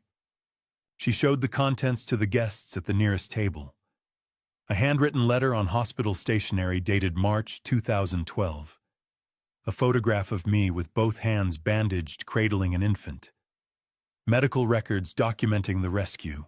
The papers passed from table to table. Evidence becoming proof, becoming truth. Alden Whitfield stood near the back wall. "That's my nephew," he said to the guests around him. Harvey saved him. A woman at table 12 stared at the photograph. "Harvey Fox did this, the maintenance officer. Head electrical officer," someone corrected quietly. Before the fire, the photograph reached table 5. A man I didn't recognize studied it, then looked at me with something like shame. "Truth doesn't need volume, just time." Ethan walked closer. "I became a doctor because of what you did. Because you showed me what responsibility looks like." He extended his hand. I took it. His grip was firm, steady. The hand of someone who saves lives now because someone once saved his. "Thank you," he said. Applause started. Scattered at first. A few people at the back tables, then more. Building. Garrett Thorne stood at the stage's edge holding the microphone. He extended it toward me. I walked to the stage, each step deliberate. The applause grew louder. I took the microphone. The room quieted, waiting. "I came tonight," I said, "because a child nearly died from someone else's greed." My voice carried across the ballroom. 9 years of silence ending in 40 words. Neither person took responsibility then. Today they have. I looked past the crowd to table 17. To Farah, still crying, still processing everything she'd learned tonight. Emily Fox taught 2nd grade in this district for 20 years. She believed every child deserved a chance regardless of what their parents earned. Her name deserves to stay on this fund. Permanently. The Emily Mercer Future Scholars Fund logo still glowed on the screen behind me.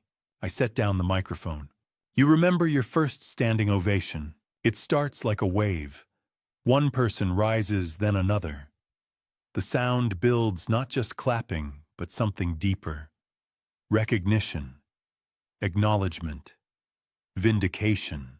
The ballroom rose, 600 people. The same people who'd watched Walter exile me to table 17. The same people who'd applauded his generosity, his vision, his philanthropy. The same people who'd glanced at me with pity when Walter spoke about those stuck in the past. The exit twist arrived in thunder, complete public vindication, a standing ovation from the crowd that had laughed at him hours earlier. They stood and clapped. Celeste Grant's cameras captured it all. Every angle, every face. The live stream counter showed 1,800 viewers. Vernon Townsend clapped with his coach's powerful hands, the sound carrying. Garrett Thorne nodded once from the stage's edge. Respect. Alden and Irene Whitfield applauded beside their son. Sterling Wade recorded from the press table, his expression unreadable, but his camera steady. I saw Walter near the exit, frozen halfway to the door. Nola gripped his arm, trying to pull him forward, but he'd stopped moving. Stopped breathing, maybe. His face had gone gray. The applause continued. 40 seconds. Longer. I stepped off the stage. I didn't need them to applaud. I'd waited 9 years without their validation, built a legacy they'd never known existed, funded 43 futures while they'd praised a thief. But standing there while Farah cried, and Ethan smiled, and the cameras recorded, and Walter walked toward the exit with Nola gripping his arm. I admit it didn't sound bad. The room kept clapping. 600 people standing. 9 years ending. Justice finally loud enough to hear. Farah's arms reached me before the applause finished. She held on tight, her face pressed against my shoulder, her whole body shaking. The ballroom noise faded, clapping voices, camera shutters, until all I heard was her breathing. $2 million, she whispered. 9 years. You never said anything. Your mother's name needed to be there, that's all. She pulled back enough to look at me. Her makeup had run mascara, streaking her cheeks. Dad, I don't know what to say. You don't have to say anything. The applause continued around us.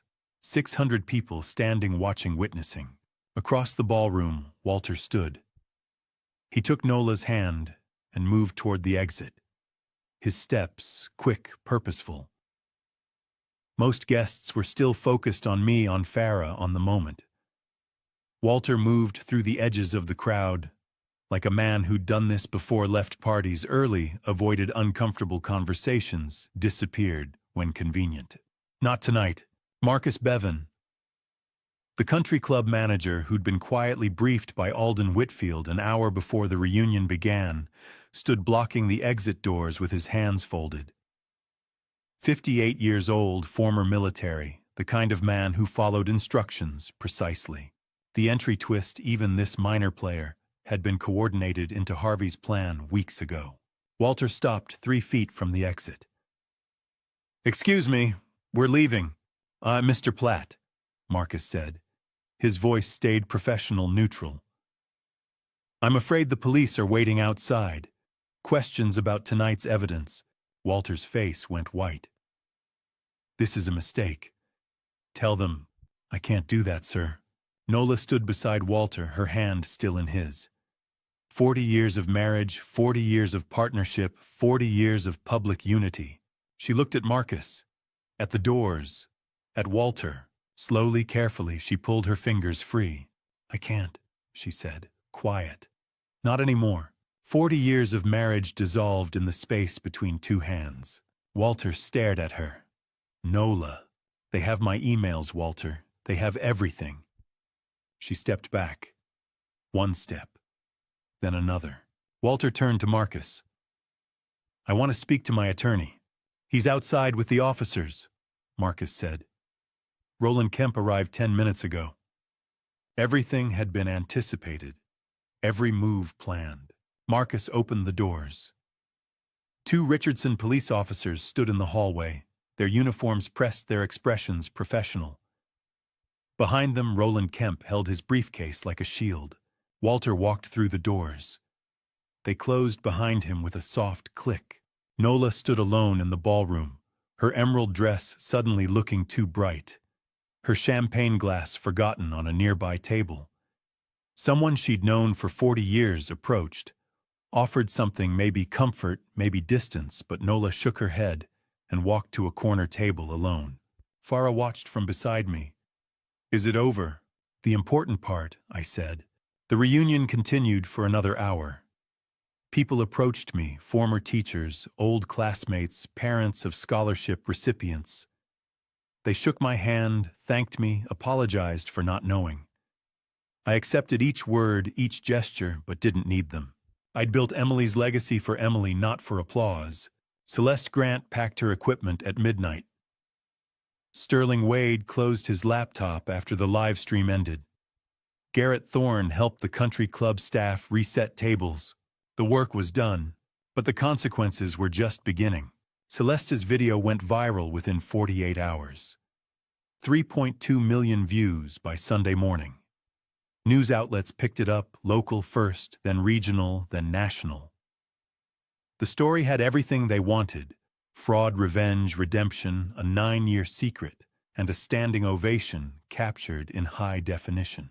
Walter's name disappeared from charity boards by Tuesday. The Richardson Community Foundation removed his donor plaques on Wednesday. The country club suspended his membership pending investigation. Justice moves faster than fraud once it starts moving. The criminal investigation began Thursday. District Attorney's Office. Financial Crimes Division. Roland Kemp negotiated for 3 days before admitting the evidence was certified and unassailable. Nola moved out of the Maple Ridge house the following Monday. She filed for divorce Tuesday morning. The papers cited irreconcilable differences, but everyone knew the real reason. She'd spent 10 years trying to impress people who now wouldn't return her calls. Farah visited every evening that first week. We talked, really talked, for the first time in years. She asked about Emily, about the scholarship, about why I'd waited so long. I explained that revenge rushed is justice denied. She didn't fully understand, but she accepted it. She started managing the scholarship fund in January. Emily would have liked that. 2 weeks after the reunion, Vernon Townsend called. I almost didn't answer. We hadn't spoken since 2012, since the day he'd stood silent while Walter claimed credit for saving Ethan. "Ma saw the video," Vernon said. No greeting. "Whole country saw it. You did the right thing." The exit twist arrived quietly. Vernon Townsend, the coach who'd witnessed the original conflict in silence, finally calling to validate Harvey's actions. "You did too," I said. "Late, but you did." Vernon laughed. A sound I hadn't heard in 10 years. "Yeah, late. Sorry about that. Better late than never, I suppose." "Suppose so." We stayed on the line for a moment, not saying anything, not needing to. "Take care, Harvey." "You too, Vernon." He hung up without saying goodbye. Some conversations don't need endings, just acknowledgement. I set down my phone and looked out the window. January snow falling light across Richardson, the scholarship fund secure. Emily's name protected. Farah understanding finally what her mother had meant to build. 9 years of waiting, 9 years of silence, 9 years of patience, worth every second. The knock came at 7 in the morning, soft enough I almost missed it. I was making coffee, still thinking about Vernon's call from the day before. Some conversations don't need endings, just acknowledgement. The knock came again, a little louder. Nola Platt stood alone on my front porch. No Walter, no phone, no Mercedes idling at the curb. Just Nola in a navy coat that looked new. Her hair pulled back simple instead of the styled perfection she'd worn at the reunion.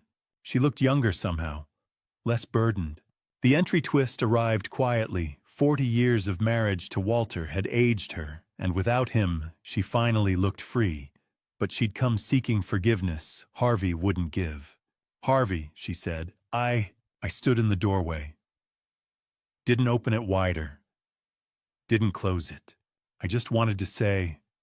She paused, looked at her hands. I don't know what I wanted to say. The morning was cold, January frost still covering the grass. Her breath came out in small clouds. I saw the video, she continued. Everyone saw it. 3 million people. I waited. Walter's facing charges. The lawyer says he'll probably take a plea. 5 years, maybe 7. Still, I said nothing. I filed for divorce, moved to an apartment on 3rd Street. Small place, different. Her voice was steady, but not strong. Like she'd practiced this conversation, rehearsed the words, but they weren't landing the way she'd hoped. So I knew about the contract fraud, she said. Not at first, but later. By 2014, I knew. I should have said something. Should have stopped him. The admission hung between us. I came to apologize, Nola said. For the fraud, for the lies, for... She gestured vaguely. Everything. I said her name once. Nola. She looked up. I heard you. Now you need to go home. Her face changed. Not anger, not surprise. Just acceptance. She nodded without speaking and turned away from the door. Walked to her car, parked at the curb, a Honda sedan, not the Mercedes she'd driven for 20 years. The car started with a quiet hum. I stood in the doorway watching until her car disappeared around the corner. Then I closed the door quietly. No satisfaction. No anger. Just the simple completion of a transaction that had ended the moment Walter tried to erase Emily's name from the scholarship fund she'd envisioned. Some apologies arrived too late to mean anything. Farah emerged from the kitchen, coffee cup in hand. Dad, who was that? Nola. What did she want? To apologize, I think. Farah looked at the closed door. Did you accept it? No. She nodded slowly, understanding. Good. What does forgiveness cost when it comes 40 years too late? More than Nola had to offer, more than I had to give. She came alone. That's the only thing that changed. 1 month after the reunion, I made my first public appearance as the acknowledged sponsor of the Emily Mercer Future Scholars Fund, Hawthorne High School Auditorium. 200 people in attendance. Farah stood beside me on the small stage, her hand resting lightly on my arm. Garrett Thorne addressed the crowd from the podium. This scholarship represents more than financial assistance. It represents one man's dedication to education, to opportunity, to legacy. He gestured toward me. Mr. Harvey Fox, whose generosity over 9 years has made this fund possible. Applause filled the auditorium. Polite. Appreciative. I didn't need it, but I accepted it. Thorne called the recipients forward one by one. 8 students this year. 8 futures funded by 9 years of sacrifice. Maya Carlisle, 16 years old with her father's work-worn hands and her mother's careful hope, stood on stage holding the Emily Mercer Future Scholars Fund certificate like it might disappear if she let go. She wore a dress that had been hemmed recently. I could see the careful stitching at the bottom. Her shoes were practical, not fashionable. Her parents sat in the 3rd row holding hands, watching their daughter with expressions I recognized. Pride mixed with relief, mixed with gratitude. Thorne handed her the microphone. A few words, Maya. She looked at me, at Farah, at the certificate in her hands. Thank you, sir, she said. Her voice shook slightly. This changes everything for my family. Legacy is a bridge you build for strangers to cross. I'd slept without heating for 9 winters to save money for the scholarship fund. Driven the same truck for 15 years. Worked double shifts and weekend maintenance calls. Lived small so students like Maya could live larger. She didn't know any of that. Didn't know about the burns on my hands from saving Ethan. Didn't know about Walter's fraud or Nola's complicity. Didn't know about the reunion or the standing ovation or the 3 million people who'd watched my vindication online. She knew only that someone named Emily Mercer had believed in education. and someone named Harvey Fox had funded that belief. The exit twist arrived in silence. The scholarship recipient didn't know Harvey's sacrifice behind her award, and Harvey realized that ignorance was exactly right. True legacy lives in opportunity given, not recognition received. That's exactly as it should be. Maya stepped down from the stage certificate clutched in both hands and walked back to her parents. They stood to embrace her. All three crying. Farah leaned close. Mom would be proud. I nodded. Emily had wanted this. Not the drama, not the revenge, not the exposure of Walter's theft. Just this. A working-class girl holding a certificate that represented 4 years of college, a future she couldn't have afforded, otherwise an opportunity built on sacrifice she'd never fully understand. The ceremony ended 30 minutes later. Parents shook my hand. Students thanked me. Teachers who'd known me for 40 years said they'd never known about the scholarship fund's true sponsor. I accepted their words without needing them. The girl held her certificate with both hands, smiling at her parents in the third row, completely unaware of the story behind the fund that would change her life. Farah squeezed my arm and whispered that Emily would be proud. I nodded, watching Maya Carlisle walk off the stage toward her future. That moment, watching Maya walk toward her future, certificate in hand, eyes bright with something she didn't yet have words for, was the proof I'd needed all along. Not proof of Walter's guilt. I'd had that for years. Proof that patience, real patience, the kind that costs you something every single morning, was worth every quiet year I'd spent building toward this night. But it had started differently. Long before the applause. Long before the cameras. On the night of the reunion itself, driving home through dark Texas roads with my daughter beside me, and 10 years of weight finally lifted from my chest. The old Ford's engine was the only sound for the first 10 miles. Farah sat in the passenger seat, her evening gown rustling softly when she shifted position. The country club's lights had already disappeared behind us, swallowed by the flat Texas dark, the way that place had swallowed so many things over the years, reputations, truths, a good woman's name carved off a wall like it had never belonged there. I didn't look back. I already knew what was gone. She'd been silent since we left. Since the applause faded. Since Walter walked out with police waiting. I let the silence sit. Comfortable. Earned. The kind of silence that only exists between two people who have been carrying the same weight from opposite ends without knowing it. 10 miles became 15. The highway stretched empty ahead, occasional streetlights marking distance like quiet sentinels. I drove and thought about the brown leather briefcase on the back seat, empty, now lighter than it had any right to be after everything it had held.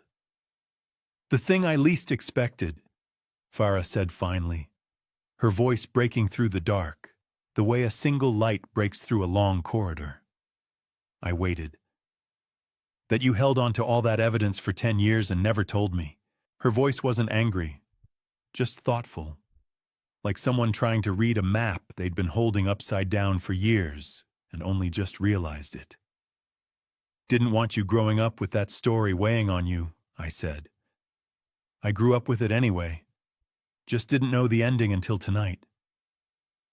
She looked out the window at passing darkness, at the flat fields rolling by like blank pages. You taught me something I never understood before. What's that? Patience isn't weakness. I kept my eyes on the road. No, it's not. I always thought you were just accepting things, being passive, letting Walter win. She paused, and I could hear her arranging the pieces in her mind, fitting them together the way you fit together, something that was always whole, but never visible. But you weren't accepting anything. You were building. Your mother's name needed to be there, I said. That's all. But that's not all, Dad. You funded 43 futures, saved a kid from a fire, exposed fraud, got justice after 9 years. Her voice caught at the end of that sentence, not from grief, but from the weight of realizing something too large to hold in a single breath. You did all that without hate. That's what I didn't understand. The Ford's heater hummed softly. Outside, Texas night stretched wide and dark and patient the way Texas always is, indifferent to human urgency, unbothered by the passage of time. Hate would have rushed it, I said. Rushed things break. She nodded slowly, the way people nod when they're writing something down, somewhere deeper than memory. We drove another 5 miles in silence. Not the silence of awkwardness or unfinished business, but the silence of two people who have said the most important thing and are letting it settle properly before saying anything else. At a red light nearing home, Farah shifted in her seat. Confession. I looked at her. I knew about the fund 2 years ago. The light stayed red. An empty intersection. No other cars, no sound, but the engine idling and the faint hum of the heater doing its quiet work.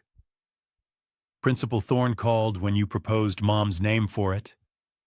Farah continued, her voice steady, unhurried, belonging to someone who had rehearsed this moment, and then decided rehearsal wasn't necessary after all. Asked if I approved. I said yes and asked him not to tell you I knew. The red light held us there, suspended in amber stillness. And you didn't tell me you knew. I learned patience from the best, she said. The light turned green. I drove forward. You're crying tonight. Was real, Farah said quickly, no hesitation in it. Knowing about it privately and seeing it on that screen in front of 600 people, that was different. Seeing the numbers, seeing your face when Walter tried to erase Mom's name. That made it real in a way I hadn't felt before.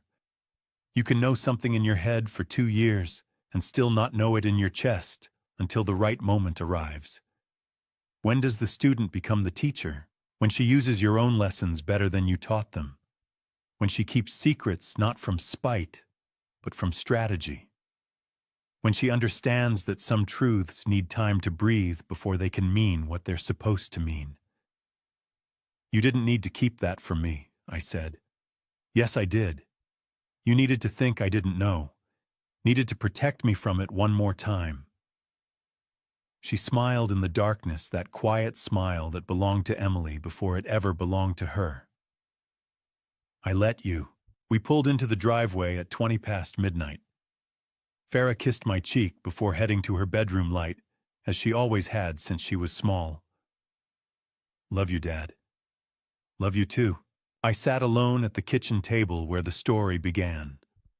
The brown leather briefcase sat open before me.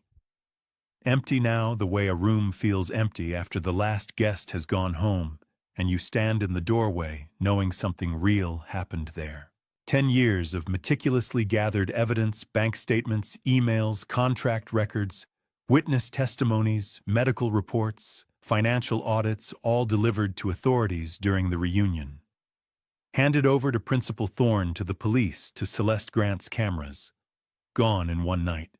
A decade reduced to a transaction, and yet it felt nothing like a loss. The briefcase had been full for so long. Heavy with paper, heavy with proof, heavy with purpose. I'd carried it to meetings, stored it in my truck's lockbox, kept it close during years when patience felt impossible, and the temptation to act too soon pressed against me like a hand on the chest. There were nights I sat at this same table and asked myself whether I was being patient or simply afraid, whether I was building something or just convincing myself that waiting was the same as doing.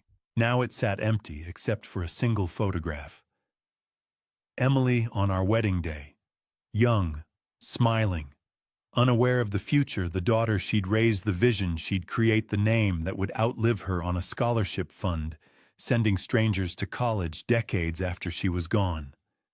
I touched the photograph's edge, carefully, the way you touch something that has survived longer than it had any right to. It's done, I said to the empty kitchen. To Emily's memory. To nobody. An empty briefcase weighs less than a full one, but means more. I stood and poured coffee. Same pot I'd used for 10 years. Same kitchen where I'd first opened Walter's contract fraud documents in 2012 and understood, sitting right here under this same yellow light, what needed to be built and how long it would take, and whether I had enough of the right kind of quiet inside me to see it through. I had wondered that for a long time. I knew the answer now. Through the window, the Texas sky began its slow shift, from black to navy to gray.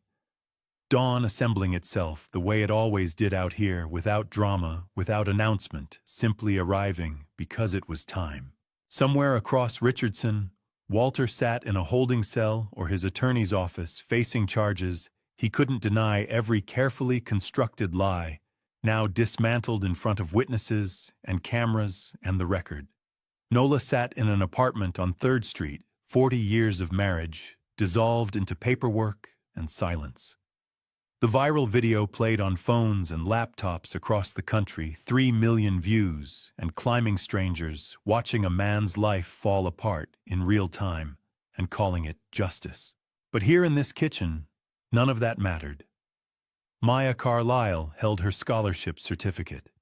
Ethan Whitfield practiced medicine in a clinic he'd earned the right to work in. 43 students attended colleges they couldn't have afforded, otherwise living futures that existed because one woman had a vision and one man had refused to let that vision be buried. Emily's name lived on the way she had always deserved, not in whispers or in grief, but in forward motion. That was enough. More than enough. I closed the briefcase with the same soft click it made when I first opened it 10 years ago in this same kitchen. Carried it to the closet and set it on the top shelf beside Emily's old teaching materials and Farah's childhood drawings. Some things you keep not because you need them, but because they marked the journey, and the journey deserves to be marked. I returned to the kitchen table with my coffee. The street outside stayed quiet. No Mercedes driving past. No wave from Walter. Just Texas morning starting the way it always did. Slow, patient, inevitable, unbothered by what any single person had done or failed to do. I drank my coffee and watched the day begin. It tasted exactly the same as it always had. That was the thing about mornings. They didn't celebrate. They didn't mourn. They simply arrived, and you were either ready for them or you weren't. I was ready. And to you listening to my story, remember, this revenge isn't about hate. It's about patience. Looking back over those 9 years, I made mistakes. I could have confronted Walter in 2012, demanded immediate justice. But I would have lost. Don't make my mistake of thinking the fastest route is always right. Sometimes the slowest burn creates the most lasting light. I learned that patience isn't passive, it's the most active form of strategy. The lesson I want to pass down through these grandpa stories is simple truth. Doesn't need volume, just time.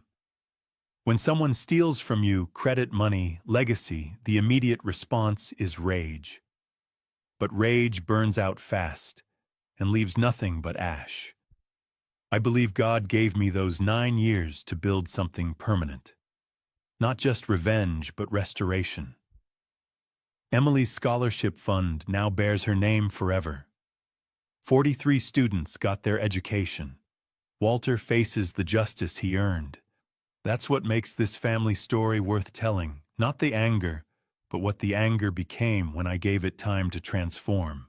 If you've stayed with me this far, I'd love to hear your thoughts. Have you ever had to choose between quick revenge and patient justice? Drop a comment below. Share this family story with someone who needs to hear it. And if you want more grandpa stories like this one, stories about dignity, patience, and getting it right, please subscribe to Dad's Revenge Stories. Your support means everything. Thank you for staying until the very end. These grandpa stories are my way of passing down what I've learned. This particular family story includes some fictionalized details for storytelling purposes, but the core message about patience, dignity, and honoring the people we love, that part is real. God bless you.